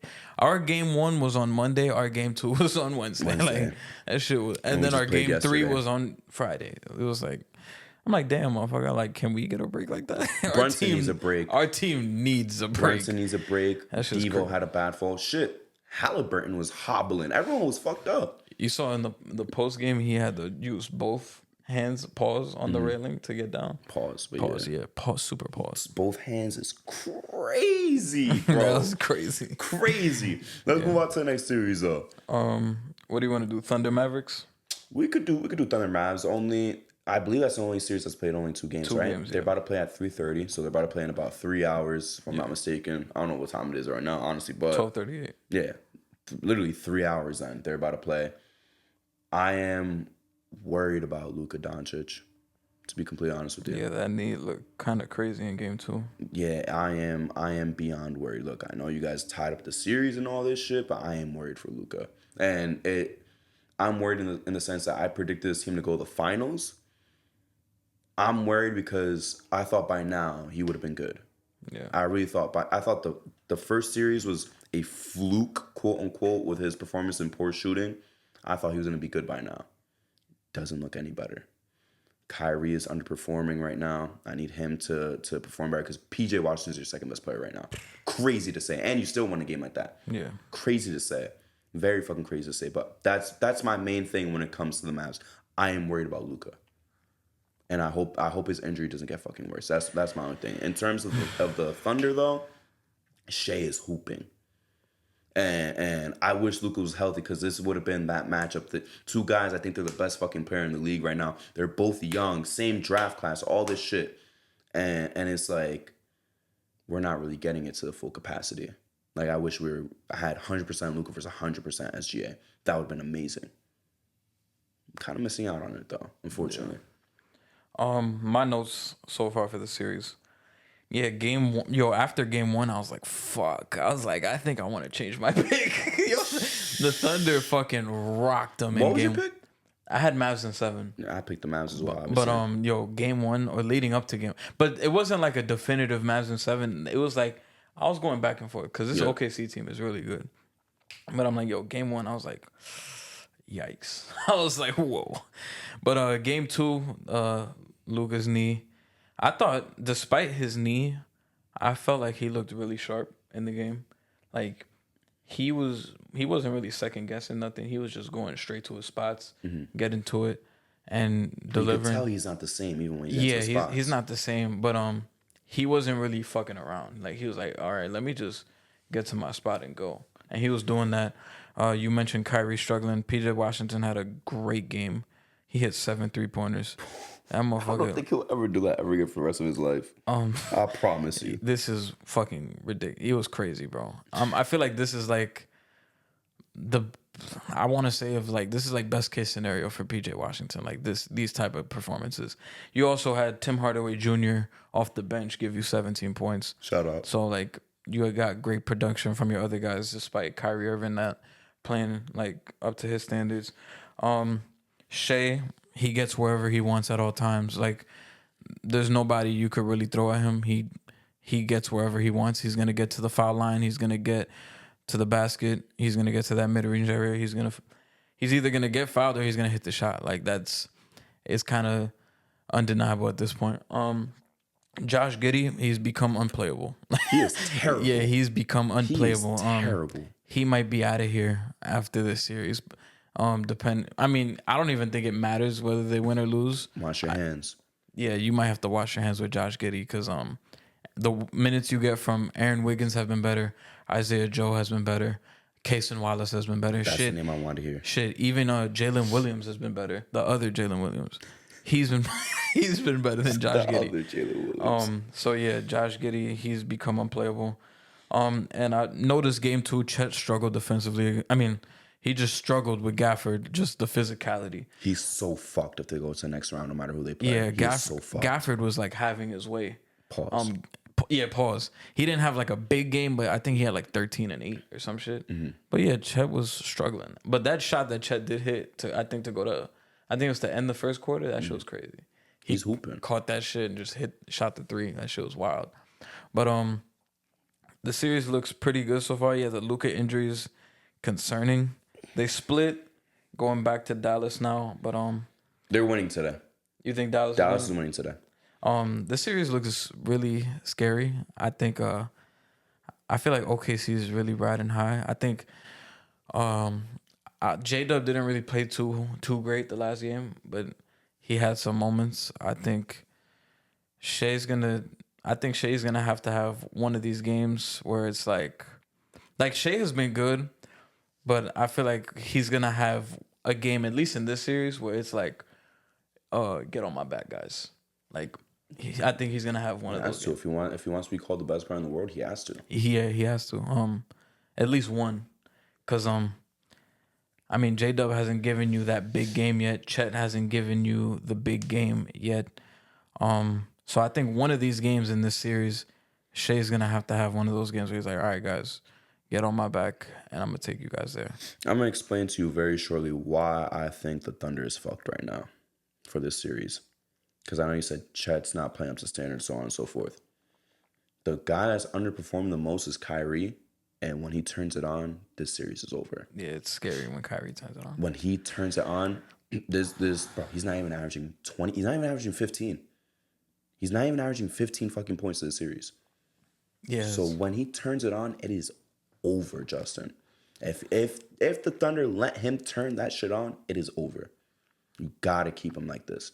It's crazy how good Luka is, bro. Because I see Lou Dort guarding him like Lou Dort is like defending like his life is on the line, and Luka doesn't even get sped up. He's just kind of like post up, fade, swish, like nothing. I'm like, yo, Luka's so nice, bro. Lou Dort played defense like his family's held hostage, and they called him like, you got to play the best defense of your life, or your whole fucking family's gonna die. Yeah, that's how he be playing. Like defense. Luka wasn't even phased by Lou Dort. Like Lou Dort's putting his chest on him and shit, and Luka's just like fade. He don't give a fuck. Knocked down. He don't give a fuck. But yeah, this series is gonna be fire. Who's winning today for you?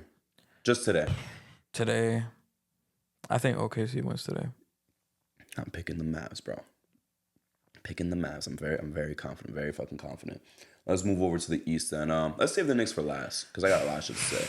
Let's definitely save the Knicks for last. Celtics. I got a lot of shit to say here. I fucking love the playoff blah blah blah is not real. Oh, the commercial? The playoff Tatum is not real. This year, playoff Tatum is not real, and he is right to say that. I know it is just a line in a commercial. It's just a script. You cannot write a script to be any better for this year. Playoff Jason Tatum does not exist this year. He just does not. And this is why I go back to the clip. I go back to what I said weeks ago, months ago, that when you even if you don't want to talk about Shea, Jokic, Luka, Giannis, and that was basically it. We don't want to include Embiid, whatever.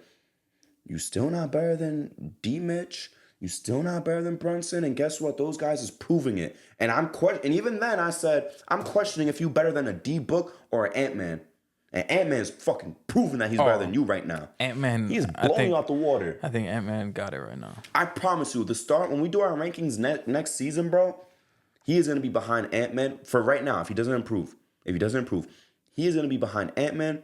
I might put him behind D Book. I'm obviously going to put him behind Brunson. I'm going to put him behind D Mitch. I'm putting him behind a lot of fucking guys to a point that he won't be in my top 10.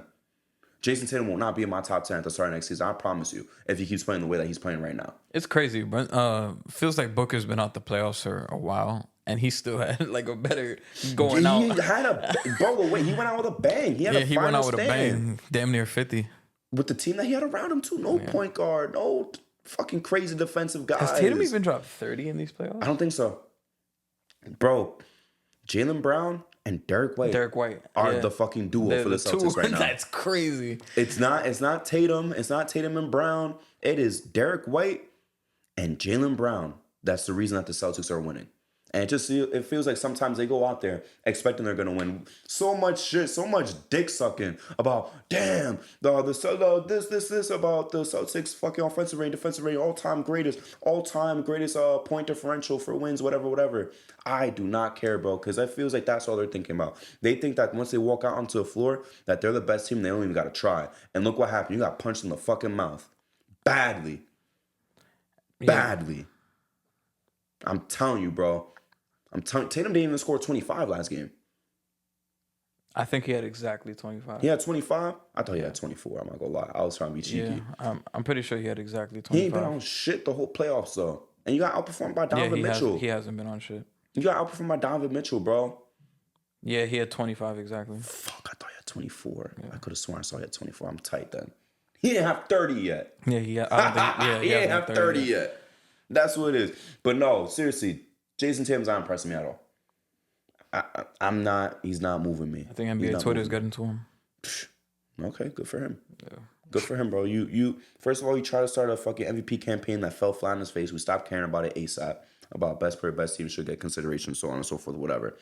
Now you're falling off in the playoffs, and you can't say it's because of an injury or anything compared to like a Luka. Yeah, because I'm watching these games. I'm like, bro, there's no way the loss of Porzingis is hurting you guys this much. Especially him specifically. Yeah, Porzingis is a big loss because it provides way more spacing, but there's no reason you guys should get smacked up like that without Porzingis. It's just alarming. The notes I had for this game 2 specifically, game 1 was kind of just game 2, D Mitch, Evan Mobley 2-man game was fucking phenomenal. That was probably one of the best Evan Mobley games I've seen. Ever. Yeah, it was great though. He had a great game. I think he had 21 and 15. He was a dog. He was a dog. He was playing how I've been wanting him to play all fucking playoffs. Garland had a way better game 2. Because game 1, me and Eric were watching. We're like, yo, this guy is garbage. Damn, why you say it like that? Garbage. Just emphasis. But nah, Garland really stepped up in game. It's because back-to-back games. Game 7 against Orlando. Game 1 against Boston. Garland did not look good. So he finally stepped up in game 2. He did his thing. Didn't have a monster game, but he did just enough to kind of swing the tides in their favor. Mitchell, bro, Mitchell's in that like group of guys where like when he has the ball and he's like driving in, I feel like he's in that class of guys where he could get to Who else is in that class? He could get into the paint at will. Giannis. Shea. Giannis. Shit, some nights Josh Hart. I was about to say that's why I gave you that question. I was about to say, are you gonna say Josh Hart? Yeah, that's what matters. You have to say this. But let me specify: Josh Hart in the open court, like off a rebound. In the half court, no, obviously half court no. But bro, when he grabs that rebound and he's running full speed, I'm like, yeah, this is a bucket. Yeah, Donovan Mitchell, like he could get to the paint at will. Brunson low key too. Yeah. But yeah, it's like Donovan Mitchell could really, like deadass could create any opportunity for his team at any given moment. So it's like when he has the ball in his hands, it's fucking dangerous. He can make anything happen. Celtics, this is the part that really fucked up the Celtics third quarter. Celtics, they went 0 for 8 from 3, while the Cavs went 7 of 10 from 3 in the third quarter. And all those 3-pointers were from Garland, Mitchell. So the Celtics literally got torched by the top 2 guys. And you have to wonder, like, what is Missoula doing? You have White, Drew Holiday, Tatum, Brown. And the main guys you have to worry about are Garland and Mitchell. Disrespect to Mobley, but like from the 3-point line, those are the 2 guys you really have to worry about, and they literally like let it rain. Donovan Mitchell had 4 3-pointers. Garland had 3 3-pointers in that third quarter, and that's what really like started the fucking the run for them. So Missoula, I just have to ask, what are you doing? That's why I'm laughing, because Celtics fans say that so many fucking times throughout the season. Not even the series, the season, they always be saying that shit. You said, what is Missoula doing? And then Celtics were outscored 64-40 in the second half. So there's a lot of things you could point to. Jason Tatum underperforming. That's why. Yeah, that's my main thing. Yeah, I think Missoula, man, it's scary being in your shoes right now. But yeah, the Cavs. Shout out to them. They're making it a series. Shout out to Donovan Mitchell, really showing that he is a leader. Please win today. Yeah, man. Man, it kind of frustrates me now that I'm not that the Cavs won, but I'm like, damn, if the Knicks were fucking healthy, bro, probably could have beat these niggas, bro. The Cavs or Celtics? The Celtics. Yeah. It's fucking I'm about ridiculous. to say we can still beat the Cavs. Oh hell yeah! But the thing is, if the Cavs win this series, I mean, But I'm going like, to the damn. finals. I'm like, damn, bro. If one could dream. But yeah, shout out to the Cavs. They've been playing really good ball. Celtics got to figure it the fuck out. There's no way that Porzingis holds you guys back this much. Because if he did, you guys probably wouldn't even have made the trade to begin with, because you know his history. You know he's gonna be in and out of the lineup. There's no way. It has to be coaching, first of all. And then second, Tatum is letting Twitter get to his head. He was at the post-game presser. I don't remember what he said, but like it had to do with like, like I'm not taking the shots. Like they want me to score 30, but that's not like some bullshit. Like, But he loved Kobe, right? I don't know. But he loved Kobe. I gotta find out what he said, because he went to the presser, he said some shit. He's pussy. And Don Just say it 2K was like, plainly. "Yo, he really let Twitter get to him." Yeah, just say it plainly. He's pussy. And he's been really settling with that 3 ball, and it's not going in. He's been settling a lot. I'm gonna say something really wild right now, because of the Evan Turner clip that you sent me. Oh, We gotta address it, bro. Can you please tell the audience what we talking about? The Evan Turner clip. Just give it right now before I give my comment. Evan Turner on his podcast with Iguodala. What is it called? The Point Forward? I think so. Point forward. So Evan Turner said that he made a comment saying that Paul George has a history of not showing up in the playoffs. And they were talking about how he could potentially join the Sixers. And Evan Turner was like, I don't know why he would do that, because he don't show up in the playoffs. And then weren't they talking about somebody else that does show up? No, but here's my point. You're probably saying, why is this relevant? The clip is already out. I find out why I don't like Jason Tatum. He just reminds me of Paul George so much. You know what's crazy? He's really just another Paul. He was talking about mental weakness. Paul, that would be like the most mentally weak team, him and Embiid together.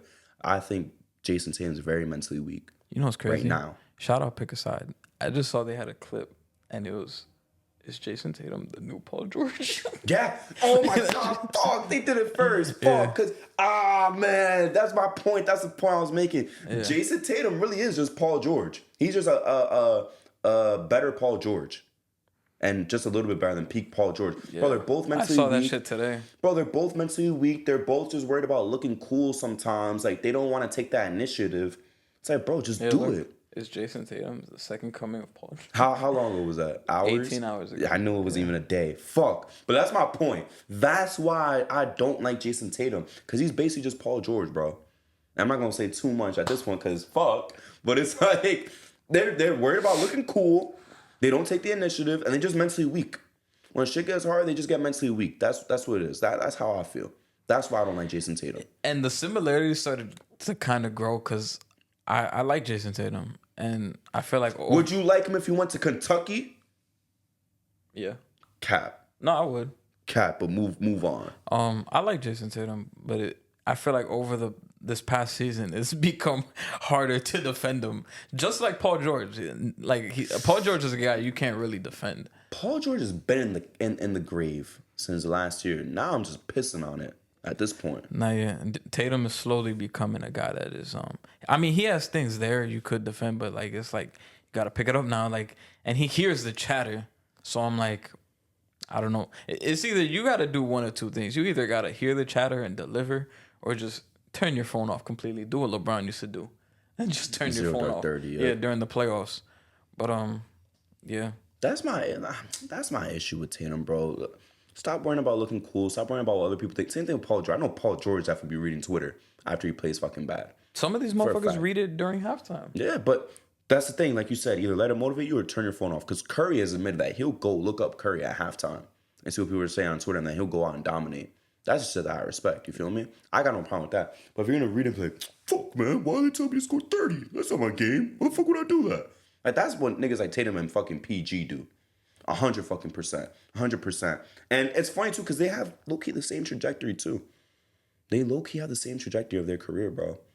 And this might be like the best that we see Tatum be as a player. Because we saw Paul George kind of hit that stardom mad young. Same thing with Tatum.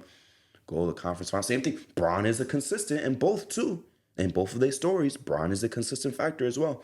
Go to the fucking conference finals. Show out when people didn't think he was going to show out against the best player in the world, LeBron James.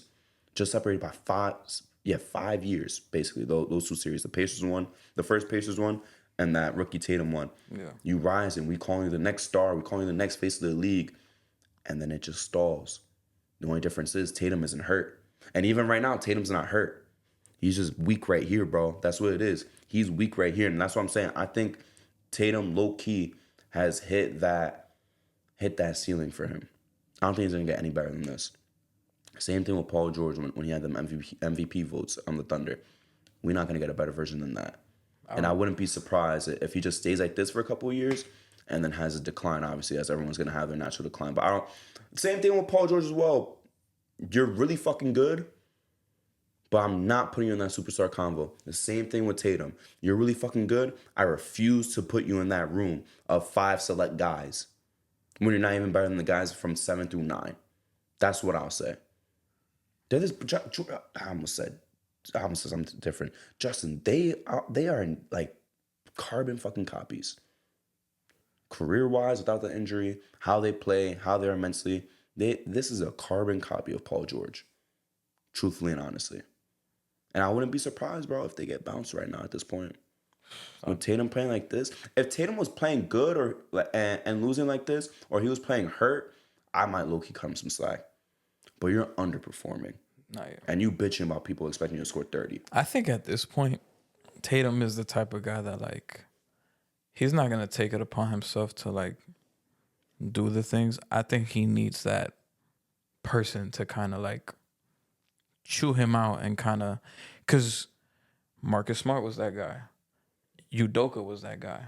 He even had that interview, I forgot when, but him at Duke, he said he had like 2 points at halftime, and he was hyped, like he was, and Coach K like chewed him out in the locker. He was hyped. He had 2 points. Yeah, I think they were winning, and he had 2 points at halftime, or maybe he might have had 0. It was 0 or 2, and they go into halftime. He's like he's upbeat, and Coach K was like, "You saw fucking St. Louis kid," and he throws the jacket at him, and then he said he got tight, and the second half he dropped like 28.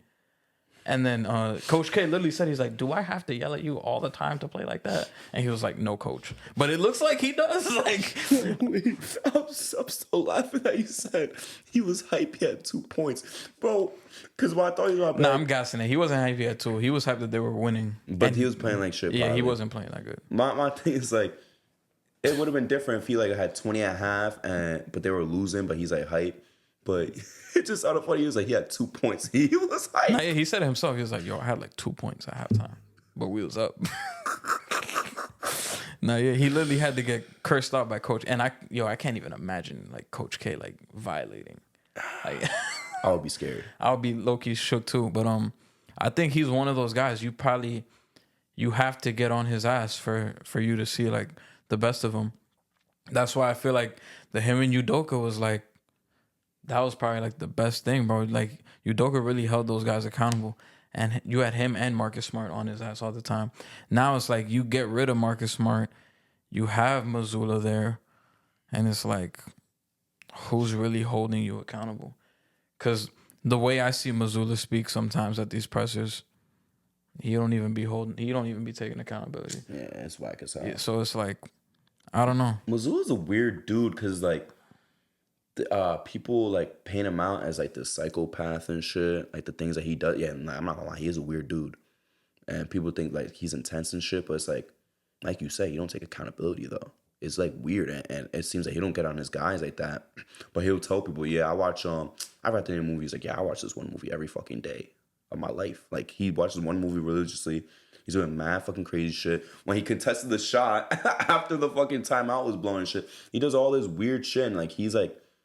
Does things that's like some psychopath shit, but it's like he's not bringing that intensity and focusing on holding players accountable, holding himself accountable. It's probably the weirdest coach dynamic I've seen in a long time. Yeah. It makes no sense to me because if you're gonna be intense, be full on intense with everything. Yeah. That's what I expect. He's like intense with the preparation. Exactly. But in terms of the He's actual cerebral, yeah. but I don't know how to word it. He's cerebral, but he's not like intense. I guess that's the way to say it. Yeah. He's a very cerebral dude, very calculated. Yeah, But very besides calculated. that, Yeah. you're not really bringing that energy to your players though. It was a nice story last year. Udoka getting dismissed from the team, and second row Joe comes in to coach the team, and he's having a very successful team. But over time, it just showed like, I don't know if it was inexperience or just like, it was just a lot of questionable decisions, like not calling timeouts when you should, or just holding all your shits.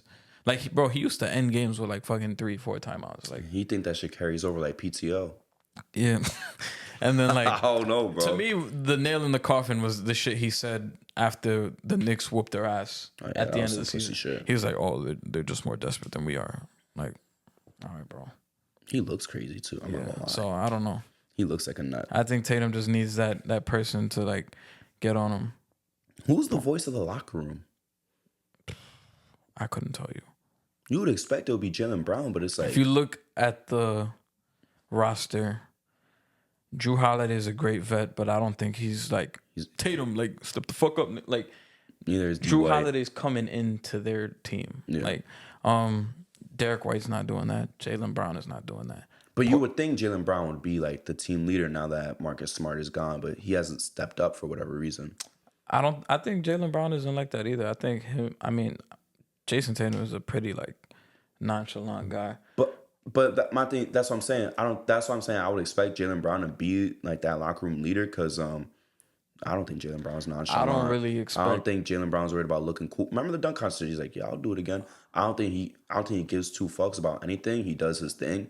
He don't care. He don't care about the comments he makes and the backlash that he gets. So I'd expect him to be like, yo, Tim, what the fuck are you doing, bro? Why am I scoring 30? Nah, he probably tell him like shit, but I don't think he gets on his ass. Because I remember reading like stories like Brown and Marcus Smart used to get into it a lot. All the time. That's why I'm saying I would expect him to be the one. They used to get because you on. didn't see Marcus Smart arguing with Rob Will. You didn't see Marcus Smart has argument with fucking Tatum, whoever, Kemba, Kyrie, whoever. It was always Brown and Smart. So that's what I'm saying. If he's being vocal with Marcus Smart, now that he's gone, I would expect you to bring that intensity still. But I feel like the difference is I think Brown looks at Tatum like peers, like, yo, you my guy, like we gotta step up. Like he looks at him as like equals. Marcus Smart is like, no disrespect to him, Marcus Smart talks and sometimes acts like he's the best player on the team. Yeah. And he kind of come across the wrong way, like, yo, motherfucker, like I'm doing this shit, like I'm him, like I'm the guy, and then I don't like it could come off across the wrong way. 100%. But yeah, Marcus Smart is doing it with good intention, but like sometimes that rubs off the wrong way. If I had to guess, I would say it's Al Horford, but Al Horford doesn't give off like that. Yeah, I don't think he's like intense. He's probably just like the oldest dude in the room. Like he's telling like guys, this is what we got to do to be here. But like. Yeah, he's probably like, come on, guys, we gotta step up. But he's not gonna be like, Tatum, you playing our fucking ass, nigga, to the point that they get into an argument. Yeah, they need a Udonis Haslem in that locker room. They need a Tony Allen in that locker room. They need somebody. That Tony Allen Forgotten Seasons interview, I just like listened Udonis to Haslem was really ready to square up with Jimmy Butler. Yeah, bro. Like, He's ready. Even Spo was like, "What? You gonna fight me?" Yeah, I remember. Yo, that shit was funny as you hell. You gonna fucking fight me? Yeah, he was like confused. Like, you're gonna fight me? Yo, and Spo got that crazy look in his eye that like he would have been with it. Yeah, but he also looked confused. Like, yeah, he looked confused me? too. And then Haslem was like, "Motherfucker, I'll whoop your ass." Like that shit was crazy. That's the thing though. You need a locker room leader. I don't think they got a leader. They don't. Yeah, they don't have like a locker room leader. That's the thing. That's what I'm saying. I'm disappointed that Jaylen Brown's not stepping up and being that guy because he's more than qualified to do that shit. Yeah. Out of all those guys in that group. Yeah. Let's move on to our Knicks, bro. Yeah. Obviously, this is the one we're gonna talk about the most, all bias included. I'll let you go first. Damn.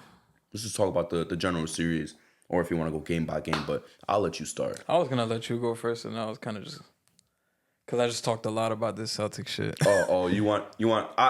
I think you like to give that analytical approach. You just like let me cook, honestly. So we could start off with the first two games. The Knicks played very fucking well. Proud of my guys. Of course, we had Brunson get hurt in that second game. Yeah. Stressed, very very fucking stressed. We're already down a lot of fucking guys to the point that we had Chris Jericho Sims play. He played actual minutes, like he played real fucking minutes. We don't have Mitchell Robinson no more. That is a big ass blow. And I'm not saying this as an insult, by the way, because thank you for playing good. We had Alec Burks out there only because we need him to, and he cooked. And thank you for getting that hard ass foul on Miles Turner, because I say on the show all the time, earn your fucking fouls. Don't pick up 2 ticky tack fouls, whatever, on little reaches and shit. Earn your fucking fouls.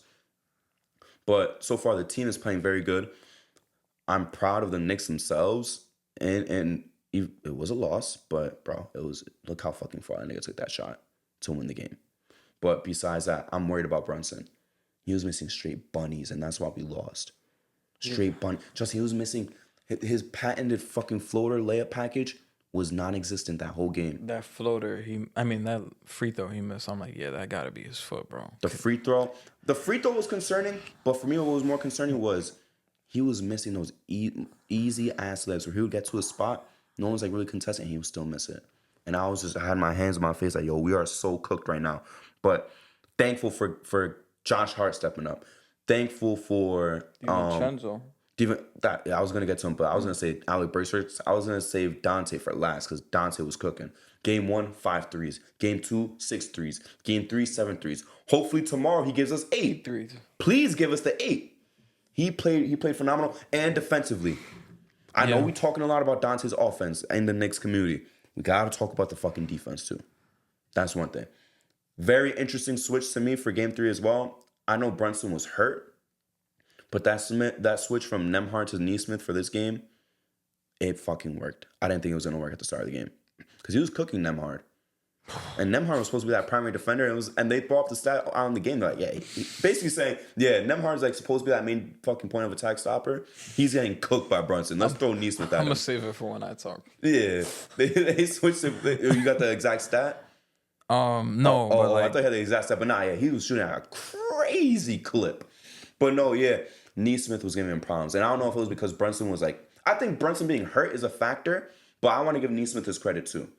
He was playing some good fucking defense.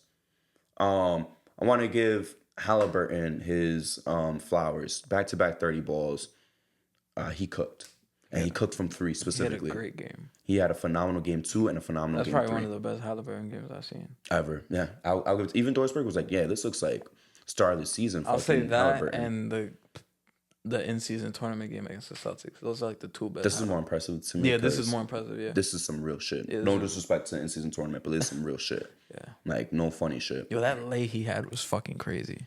Dude, and he was playing some defense too. Yeah. And it was just so...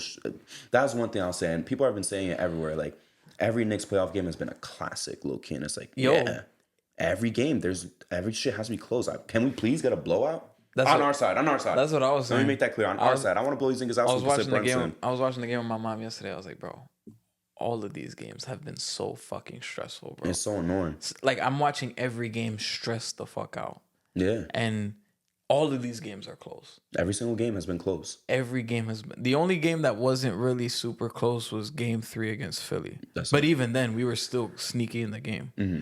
But every game has been close. The only game where I felt kind of like, we got this. Like, I'm like relieved and relaxed was game 1 against Philly. Yeah. And we won by 7. That's it. We won by 7. That was the only game where I was like, shit, we won. But every other game was like I'm literally, when you're winning, the last fucking minute feels like the longest time ever, bro. 100%. It's crazy. And with all the stoppers too. One call that pissed me off though, I'm gonna address it. One call that pissed me off, Justin, was near the end of the game when Nesmith was bumping him. They didn't call it. And then that led to the jump ball. Yeah, that pissed me off. That shit pissed me off because he clearly fouled him before it, but the whistle just came too late and they called the foul on when he wasn't really fouling him. I'm like, fuck, y'all can't just say like, oh, the real foul was the second before, which was the actual foul. 2 fouls that pissed me off. One of them they didn't even call. Mm-hmm. One was that one. That one pissed me off so much. Because that was clearly... It wasn't the bonus. It was a clear foul. Yeah. and they said jump ball, and they threw it towards the Pacers, and Devo got it. And then the second one that pissed me off was I don't remember who. It might have been Halliburton. I don't remember who was going for the layup, but Hartenstein was in the paint, and I think Miles Turner like grabbed him and like pulled him out of the Yep, way. I remember what you're talking And about. I'm like, how is that not a foul? Like that's like the Gort. There was one screen too in the fourth. I don't know if you saw it too. It led to a Pacers corner three. I forgot who made it. Miles Turner does push somebody. I wish I was gassing, bro. He does push somebody. I don't know if you remember that shit. He does push somebody, bro. I remember there was one play too where I think Miles Turner also pushed somebody, which allowed them to get an offensive rebound and no call. But he like I said that he had a screen, but he literally pushed somebody 2 hands. Like no funny shit. The DiVincenzo call too pissed me off. The one where Alec Burks was like, y'all looked at mine though. Y'all looked at mine though. I was like, yo, please give us a flagrant, please. Because I'm not gonna lie, I didn't think it was a flagrant, by the way. But I didn't think Alec Burks was a flagrant either. So either call both or call neither. I'm on the board of call neither, to be honest with you. Those are just regular, standard, hard fouls. That's it. Yeah. That's my criticism. That's what pissed me off too. Also, kind of annoyed with that shot Brunson took at the end, but not even just that, but he was taking all the shots at the end. When DiVincenzo had the hot hand. Yeah, Devo had the hot hand. Devo had the hot hand and we're not rewarding that. Why? Yeah. Why not? That's To what I be fair, wanna he know. did hit that fucking 3 to tie the game. That shit was nasty. But he should have. Neesmith's we mouth. we weren't calling his number enough. Nah, yeah, we weren't. We were not calling Devo's number enough in the fourth quarter towards the end. That's what kind of pissed me off. And that shot was so. I'm not gonna say they punched it, but that looked like such a clear attempt of a punt because that was a terrible shot. I watched the replay. He did get fouled, but But fuck the yeah, foul. he It should looked have like- just shot it. It looked like he was looking for the foul there. And he just threw it up. But it's like, bro. it looked like he was foul hunting. And I understand too, like if he passed out, then it would have been the bonus, and you only made 2 free throws, so on and so forth. But you get another chance, bro. Maybe they miss a free throw, and you come back and either you tie with the 2 or you win with the 3. But don't foul hunt on the last shot of the game, bro. Because we know it. Every basketball fan knows it. Every basketball player knows it. The least time that you're gonna get a foul called is on that last shot.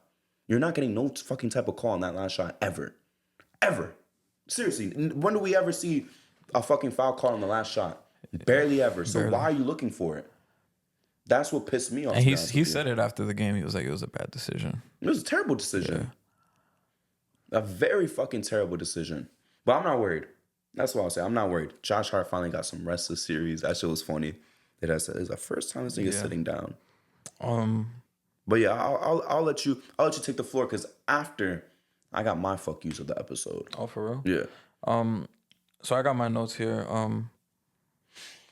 Rick Carlisle. I'm not. That's part of my fuck yous. Yeah. But keep going. Rick Carlisle complaining about Game 2 being officiated, and they submitted 78 potential missed calls from Game 1 and 2. Bro, in Game 2, the Pacers were 10 for 17 from free throw. Mm-hmm. Dude, you can't blame that on fucking officiating. That's your job. You can't blame you not putting in TJ McConnell, who's probably done the best job on Brunson. Shots on to you. Yeah. You can't blame the refs for that. And it's just a lot of stupid shit. Like you cannot that was really the disgusting part, him complaining so much and then him pulling out the small markets deserve a chance. So pussy. Like that's stupid. Like, and I see some comments like, "Oh, just because the Knicks sell out the most they want, the league wants them in Boston." I'm like, bro, you know how long we've been ass, and I think something's in the air because the media is starting to like add on to it too. Because now there's this new like anti-Knicks propaganda everywhere. I don't know if you saw the Draymond Green clip. I saw the Draymond one, and I was that's what I'm saying. He's gonna fuck you. Charles Barkley's gonna fuck you. Shai's gonna fuck you. Okay, I'm not gonna really go too crazy, but he was saying that like this is a fluke run for the Knicks, which Compared to the Hawks. And no, that one didn't piss me off. Not the Hawks comparison. What pissed me off was the Blazers comparison. He was like, "Oh, you saw they gonna extend OG, and it's the same thing like the Blazers did, giving money to Amino and Allen Crabbe." I'm like, do you just compare OG Anunoby to those two niggas. Yeah, yo, Allen Crabbe was out the league like Right after that. Like, nigga went to the Nets and then he was gone. yeah, you can't even compare the two, bro. That shit was ridiculous. But Like, continue. I'm so like, I think I'm so fucking like. It's really embarrassing, like the anti Nick shit that I'm seeing. Like, you can't pull that small market card because we're a big market and we don't benefit from it. Like, bro, we haven't had free agents come here. Like, we've been garbage. Like, for the last decade, the 2010s, the Knicks were garbage, bro. We only made the playoffs 3 times. The 2000s, we were garbage. We only went to the playoffs like twice. And I was like 2000 and 2001 probably. If anything, Carlisle, you were coaching the Pacers in the 2000s. You should know that. You guys were one of the best teams in the early 2000s. You should know that you should not play that card, bro. Because we wasn't. You act like we're this powerhouse fucking franchise. That's not the case. We're literally just beating the shit out of you with effort and heart, no pun intended. But like, to say that all that bullshit, and it's like, I'm so tired of hearing Doris Burke on the broadcast. Like, I used to have a lot of respect for Doris Burke, but it gets annoying. Like, somebody on Twitter said it perfectly, and I agree that like, you could tell the Knicks is playing good when Doris Burke shuts the fuck up. And like, ESPN, y'all did a bad job by firing Mark Jackson and fucking Jeff Van Gundy, because like, I miss those motherfuckers like crazy. Yo, it's like this whole anti-Knicks shit. Richard Jefferson is the worst. Probably. Oh no, he's the worst. Out of all I of them. love Richard Jefferson, but him, when it comes to a Knicks game and him talking, I hate that shit, bro. Be on knees, bro. He be glazing the fuck out of the other team. Like I don't know, Bro, it could literally be like the Nazi starting five versus the Knicks, and Richard Jefferson will back the Nazi starting five. Like, I'm not even being funny. Like, it's that fucking bad. Crazy, bro. Like, the hate is crazy, and I don't know where it's coming from, cause like. And yeah, Draymond was talking from a perspective of like in his head, he's living in 2019. Like, you're talking about the Knicks that you're alluding, like in his head, he thinks this is like the 2019 Knicks. Yeah. Like, you're bringing up fucking the Blazers from 2019 and the Hawks from 2 years. Like, yeah, the Hawks, that was a legit fluke. I feel like I'm rambling. I didn't like. It's just that anti-Nick shit really like gets to me. And same thing with Charles Barkley. He's like, I can't wait for them to get past this round so they could get smoked by the Celtics. And Shaq too, Hayden. I don't know. I want to save that for another day. I'm gonna stop rambling. But another part of my notes, Halliburton, as good of a game he did have, that fourth quarter, like towards the end, he wanted no parts. Mm-hmm. He was super passive, and you could tell like when he gave Nembhard the ball. Bro, it was like one of those 2Ks when you're trying to get the assist and you give it to him when the shot clock's going down. He literally did that.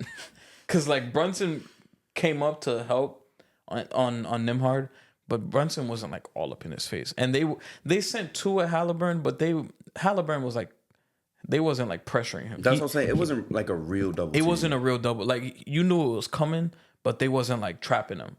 So he could have really, like, he could have done something if he wanted to. Brunson looked hobbled, of course.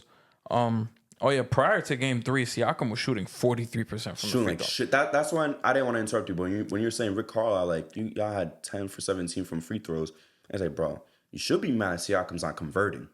That's what you should be fucking mad at. Yeah, I'm like, the ref has nothing to do with Siakam choking at the free throw line. Mm-hmm. Even Doris Burke said it. She's like, I don't know if this guy has the yips or something. I mean, of course. I mean, the game that we really needed, Siakam knocks down his free. I think he was 7 for 9 last night.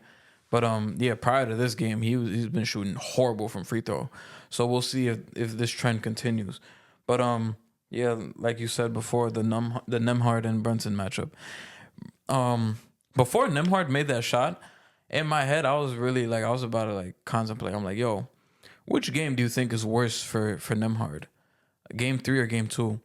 Because Game 2, yo, he was getting fried. Yeah, and he was supposed to be the Brunson stopper. Yo, he was like, it was embarrassing because I went back and I watched the highlights, and it was like, yo, Brunson's on one fucking foot, and he was giving him the work. Like it was the way Brunson was playing too. Like Kendrick Perkins says it, big body Brunson. Yo, he was literally like, he was babying Andrew, like it was embarrassing. And Nimhard had a better game in game 2. I think he had like 15. But like the way he was getting dogged in the fourth quarter was embarrassing. And his thing's not even to get 15, it's to stop Brunson. That's why he's on the fucking floor. And then I'm like, this has to be in competition of like which one is worse for me mentally, because when you're playing ball and you're getting fried, it fucks you up mentally. But this game was like, I mean, he wasn't really getting fried, but he was 1 for 7. Like there were some plays where I'm like, yo, Nimhard might be my favorite Nick, cause like this nigga's ass. I mean, I like Andrew Nimhard, but like, yo, this game specifically, game 3, he was garbage. Like. He was like missing like easy shots. The play where he had the rebound and it went out of bounds. That shit was. I'm like, yo, and then it just zooms in on his stupid ass face. I'm like, yo, he can't catch a break. But then for him to hit that fucking 3, I'm like, the first thing that came into my mind when he hit that shit, I'm like, it's like that the Dude Perfect video, the motherfucker that misses every shot, the whole game, and then banks in the 3 to win it. That's exactly what Andrew Nimhard did. I'm not really worried about the Knicks going forward. I have so much confidence that the Knicks will come out in game 4 and take care of business, because this game, Knicks came out super flat and we were down 12 at one point, I think, and we ended the first quarter down 8, and that's without OG, without Mitchell Robinson, without Julius Randle, without Bogdanovich, and Jalen Brunson hobbled. So it was like they couldn't even put us away. And that's the one thing I love about this Knicks team. When you feel like they're about to get blown the fuck out and the door's gonna open for a blowout game, the team just keeps fighting and they stay in the game. The only thing that does worry me is are we gonna get another game like that from DiVincenzo? Are we gonna get another game like that from Alec Burks? Because I feel like we wasted 2 good games from them. With Brunson he had 26, but it wasn't his best night. No. Fuck the 26. He shot like shit. Gang. Yeah, it wasn't. That's it. Like, yeah, the stats say 26 points, but if you watch, it wasn't. It was the third quarter he really cooked. It was ugly as fuck. But it was an ugly 26. That's my main worry, really. But I'm not really worried, bro. They literally had to win on a miracle shot from Andrew Nimhard, who was cold all game, and he just happened to hit a 30-footer with the shot clock winding down. I'm not really scared. I'm confident Tibbs makes the proper adjustments going into game 4. I think Brunson learns from this game how they're going to play him, and him managing his foot and him taking that bad last shot. I think he's going to know going into the next game what he has to do to be better. And shout out to Tom Thibodeau, trusting the bench. I was saying it at the start of this series. I'm like, we might have to see Alec Burks. I think game 2, I think Alec Burks played like 40 seconds in game 2, and then he stepped up.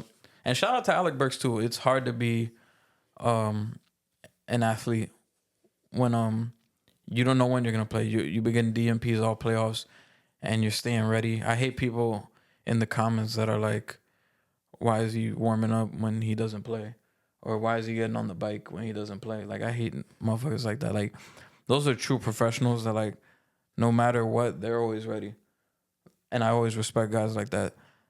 Like, he might not even play the next game. I mean, obviously he is, but, like, I'm just making a statement. Like, there were games, like, he didn't even know he was going to play, and then he plays tonight, and he plays phenomenal off the bench. And he's going to have to step up and contribute these next games. It's the next man up. Same thing with Jericho Sims. He didn't play a lot, but I appreciate the minutes he did get in, and he did his thing. Precious Achiuwa started, and I think he played well for his minutes. Yeah, he did. He did his thing. Even if we can't replicate the Devo game and the Burks game, I think Deuce has a bigger game in game 4.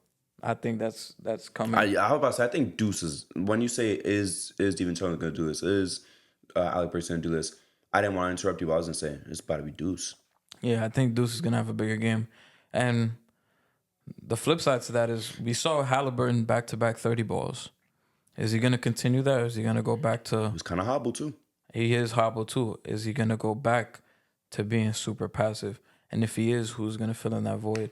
I know with OG out, Siakam kind of takes in, he's gonna more confident. he's gonna eat with OG not there. But even him, even Siakam at times, he looks a little passive. Miles Turner, I'm not really expecting him. I mean, every time Miles Turner had an open three, I'm like, that's knocked down. I mean, he didn't really hit a bunch of them, but I hate when he's wide open for three. yeah, every time he's wide open, I'm thinking he's gonna make it. The only motherfuckers on that team that really scare me is like offensively is like TJ McConnell and at times Halliburton. That's so crazy you saying TJ McConnell. That's one thing I want to say about TJ McConnell too, just real quick. Like, because you was talking about Nemhard. I'm not saying to start because you need that burst off the bench. But why? If I'm Carlisle, bro, I'm taking out Nemhard to close games. I'm putting in TJ McConnell. Because he's the one that's giving fucking Brunson problems, not Nemhard. I know he made the switch to Neesmith, but it's like, who's he going to hunt for that mismatch? You should throw Neesmith on him, point of attack, and have TJ McConnell help. Yep. I don't know why. I don't know. Like I'm and Carl's not an idiot. He's a good coach. Why the fuck are you not doing that now? Yeah, he's not an idiot. Coach of the year back in what year was it? 04? Yep, won a championship. Yeah. He has pedigree, dude. He's not a bad coach at all. He's I would say he's more so he's not a bad coach. He's close to upper tier. But this also points to what I said earlier in the show. I feel like Tibbs is like coaching his ass off right now. Like, it's crazy. Honestly, it feels like, bro, I really think Tibbs could go like fucking hand to hand with any coach right now in the playoffs. Like these playoffs are really showing me that he's in that category of elite coaches. Out of everybody that's left, is he the best coach?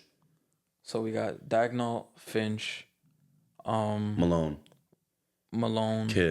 Kidd, Mazzulla, Bickerstaff, Carlisle, and then Tibbs. Is he the best coach? I'm giving it to I him. would probably say so, yeah. It's probably second place is Finch to me. It's probably Tibbs, Finch, and then it's between Dagnall and Malone. Yeah. But I think they the two clear-cut best coaches left in the playoffs. Yeah. Tibbs has been just fucking phenomenal. Yeah, Tibbs has been a fucking mastermind, bro. I'm going to bring the emotion just real quick, too. I'm going to just say this, bro. Draymond Green, you could suck my dick. I'll just say it straight up. Nah, because everybody I name is everybody I name to my dick, bro. Draymond Green to my dick, bro. Because my problem is, like you said, it's not even him thinking like we're the 2019 Knicks. It's just his comparison was stupid. You comparing Al-Farouq Aminu to OG Anunoby. Where does that make sense to me? How do they have a similar impact to the game? Aminu is not as good defensively or offensively as OG is right now. And you're talking about Allen Crabbe, bro. Are you serious? That Trailblazers run was way different than what we're doing right now. Honestly, it's way different. We're all hobbled. Everyone's fucked up on our team. We have two All-NBA guys. No disrespect to CJ McCollum, but they had one All-NBA guy in Damian Lillard. The Hawks had literally just one All-Star, one All-NBA guy in Trae Young. We're missing our second All-NBA dude. That's my thing. So that's the first thing for Draymond Green. You sound so fucking stupid trying to compare us to the Blazers of all teams. I got no problem with the Hawks win, but you comparing us to the Blazers from 2019 and comparing Aminu to OG. Get the fuck out of here, bro. The media in general, Barkley, Doris Burke, Shaq, all to my dick, bro. I'm gonna say that right now because it's so funny in the regular season that it's, when the Knicks are good, it's good for the NBA. It's good for ratings. We want the Knicks to be good. They say the same shit every fucking regular season. Basketball is better when the Knicks are good. Whatever, right? But then it's, I can't wait till the Celtics bust their ass. You know, like you said, Doris Burke only stays quiet when the Knicks are playing good. Shaq talking shit about the Knicks in general. It is ridiculous. It is it's really starting to get ridiculous at this point. I don't know where it's coming from. Rick Carlisle complaining about small market and all that bullshit. Where was that for the Nuggets last year? I won a championship. And then the year before that, all right, fine, it's the Warriors. But before that, you had the Bucks. The year before that, okay, sure, it was the bubble. And then before that, well, all due respect, Toronto's a big city, but in terms of American sports like markets, it's not a big market. Toronto's like the third biggest city in North America, but in terms of like sports marketing, they're not up there. So what are we talking about? And like you said, we've been so garbage. We have not had the number one pick since 85. Seriously, we have not had the number one pick since 85. RJ Barrett's been our highest draft pick in God knows how long. It's probably been since Ewing, literally. No, yeah, he is. He is the highest draft pick we've had. And then it was Porzingis after that, yeah. Yeah, and then Porzingis. So we had a third pick, a fourth pick, and then after that, it was just a bunch of sevens, nines, whatever, whatever, for like the past nearly 30 years. That's what it's been. This big market media bias, where is it? Why didn't we rig the draft to get Zion? Why didn't we rig any draft? Why didn't we rig the draft to get Towns like we were supposed to? Where's the draft rigging for us? You could talk about Patrick Ewing. Yeah, I believe it was rigged for us. But besides that, where is it that things are rigged for us? We've been so fucking bad for years. Where was the rigging for us? We didn't get no LeBron in the 2003 draft. We were like the 7th pick in that shit too. We didn't get no LeBron in 03. We didn't get Zion. We didn't get Towns. We didn't get nobody. We didn't even have a chance at nobody. Talked about rigged ass draft 03. Yeah. Like, come on. What are we talking about that the NBA is rigging shit for us? Because of what? Because of free throw disparity? The funny thing is, the Carlisle shit, when he's complaining about free throws and shit, you added 3 fucking free throws. Because number one, you guys were intentionally fouling Brunson, so that was 2 extra free throws. Yeah. And then you got a tech. Yeah. So you guys added 3 free throws anyways. That's disingenuous. And like real game flow, it wasn't like that. Y'all complaining about free throws and can't make them. Yeah, you're not converting. That's not my fault. You're not converting your fucking free throws.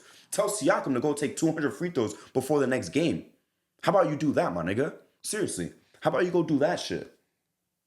And I want to go back to Shaq real quick. I hope Shannon Sharp slapped the shit out you, nigga. Only because you're talking shit about the Knicks. I hope he slaps the shit out of you, bro.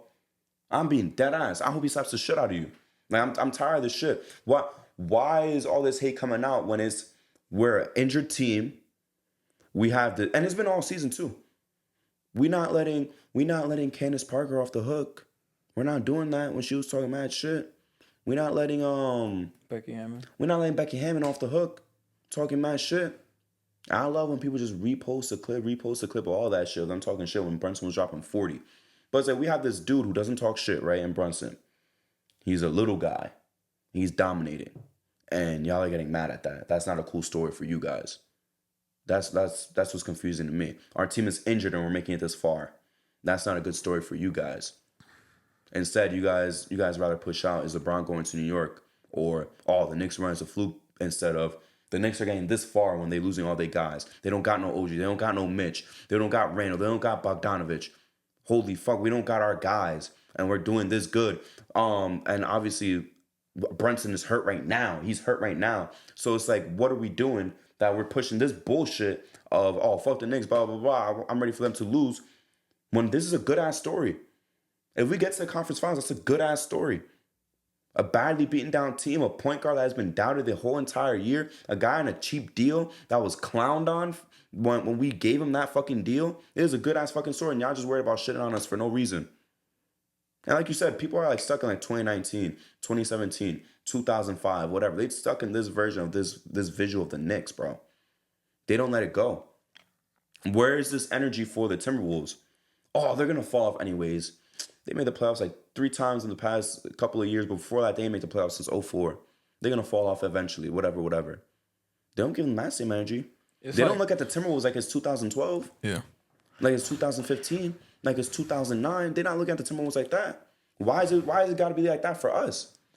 It's stupid. I feel like we're the only team that that they kind of didn't get their love when we became good. Like we saw the Kings last year. They had glazing. Everybody glazing too. Everybody loved the Kings, like the beam, all this. Timberwolves this year, but it was like the Knicks were good last year. Nothing outside of us as a collective. 21 we got the love. I'll say that. 21 we got the love until we got cooked in the playoffs. Until we got cooked in the playoffs. A little bit, yeah. And it was back to clownery. Like, I don't know what it is. And I feel like the reason some New York fans come with this hostile energy is because the media likes to kick us while we're down. Mm-hmm. Like, even in 2019, when we were dog shit, everybody was clowning on us. Everybody was kicking us while we're down. And now, we're good now, and people still want to bring up, like, old shit. Or, like, oh, they're the Knicks. Like, blah, blah, blah. And they still want to kind of discredit us. But now they're kind of getting pushback because we could pop our shit now. And a lot, it's like, it's frustrating because it's like, you guys aren't even, now I'm starting to question some of their, like, I'm not going to say basketball knowledge, but it's credentials like, and shit. Your credential, because it's like, bro, are you even watching the games? Like, if you watch one game, all those takes you guys had is going out the window. Unless you guys are just saying this shit for clicks. and we don't know about it, I guess. Chuck admits he don't watch ball like that. Yeah, so it's like I feel like all it takes is for you to watch one game, and you'll see why this game isn't a fluke. I mean, why this run isn't a fluke. Inside the NBA is entertainment, bro. At the end of the day, it's not analytical. Yeah, it's not. It's Y'all got puppies running on the show. Y'all talking about Galveston, Texas. Yeah, that's just funny and all that. Fucking big women, San Antonio. Stick to that shit.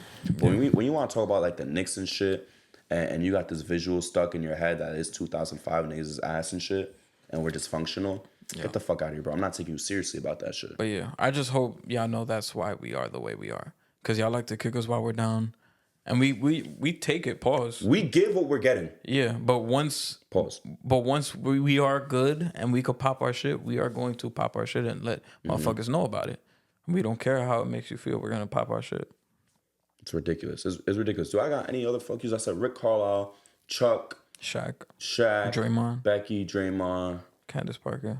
Candace Parker. I said Doris Burke, basically. She's including the media. That's basically it, bro.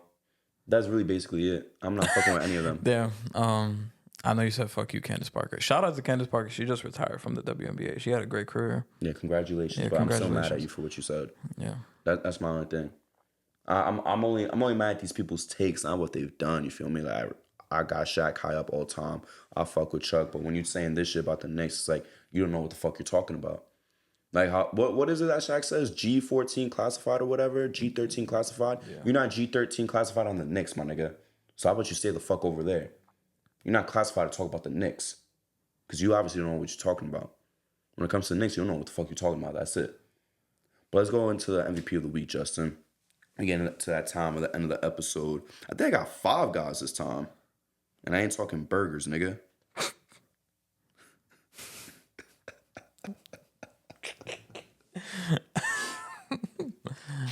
Damn. All right. First, Justin, is we got Ant-Man. Bro had 43-7, 27-2-7, then 19-6-5. We obviously, yeah, he's won 2 games, lost 1 because of the series. D Mitch 39-9-5. That was the game 7. 33-6-5, 29-7-8. He's 2-1 technically, but series is tied with Boston. Yeah. SGA's only played 2 games since last episode. He's got a lot of rest. 29-9-9, then 33-12-8. Damn. Halliburton 6-2-8, but then 34-6-9, 35-4-7. He's got some steals and blocks in them bitches too. I ain't gonna lie. Shot well from 3. He's 1-2, and then Devo 25 points, 2 blocks, 5 threes, 28-6-4 with 6 threes, 35 with 7 threes. Obviously didn't put in Brunson because he won last week. Justin, MVP of the week with no bias too, by the way. Damn, that DiVincenzo line is fucking great. I'm gonna go with Donovan Mitchell. I'm going with Donovan Mitchell as well. Honestly, I thought you were gonna pick Ant-Man. Nah. Donovan Mitchell, congratulations, bro. Congratulations on MVP of the week. If Ant had a better game yesterday, I think I would have picked him. Yeah. Trust me, I feel you. If he dropped like 25 again, like I would have bought into it low key, but I still would have picked. Devo was tempting though, cause he was fucking cooking, bro. Honestly, to me, it was just between Ant-Man and Donovan Mitchell. Devo probably 3rd, Halliburton 4th. He had the phenomenal last 2 games with the game first 1. game It was like, horrible. jeez, dude, you got 6 points. Yeah. Holy fuck. Any shout outs, Justin? Shout out to all the mothers out there. Tomorrow's Mother's Day. Yeah. So happy Mother's Day. But shout out to my mom. But shout out to my mom too. Gangster. But yeah, that's pretty much it. Shout out to, I got no shout outs, honestly. Shout out to Paul Skeens debuting today. I'll be watching that. Oh wait, no, I can't. The Mavs gonna be playing. I'll have that shit on my phone or something. I gotta watch his debut. Justin, he was just drafted in July and he's already debuting in the MLB. I gotta watch that shit. Damn. There's the most hyped debut for pitchers since Steven Strasburg, and that was like 14 years ago. Damn. So I'm definitely tuning into that shit. Justin, walk us out of here though, bro. If you guys are listening on audio, please give us 5 stars. Please like. If you guys are watching on YouTube, please like, please subscribe. Follow us on TikTok at the JJ Podcast or the J&J Podcast. Clips is going up. Follow us on Instagram at the JJ Podcast 1. Got extra clips on there too. But Thank you guys. Numbers is going up. Keep going crazy on the YouTube shorts. We really appreciate it. Thank you guys. Shout out to C Blue. He about to make a song with Sexy Red, I heard. Wow. They was on live together. Yeah, be on the lookout. For all of y'all who don't listen to C Blue yet, you're going to know his name. And I'm going to remember I'm the #1 fan. But we out of here, nigga. Peace. Peace.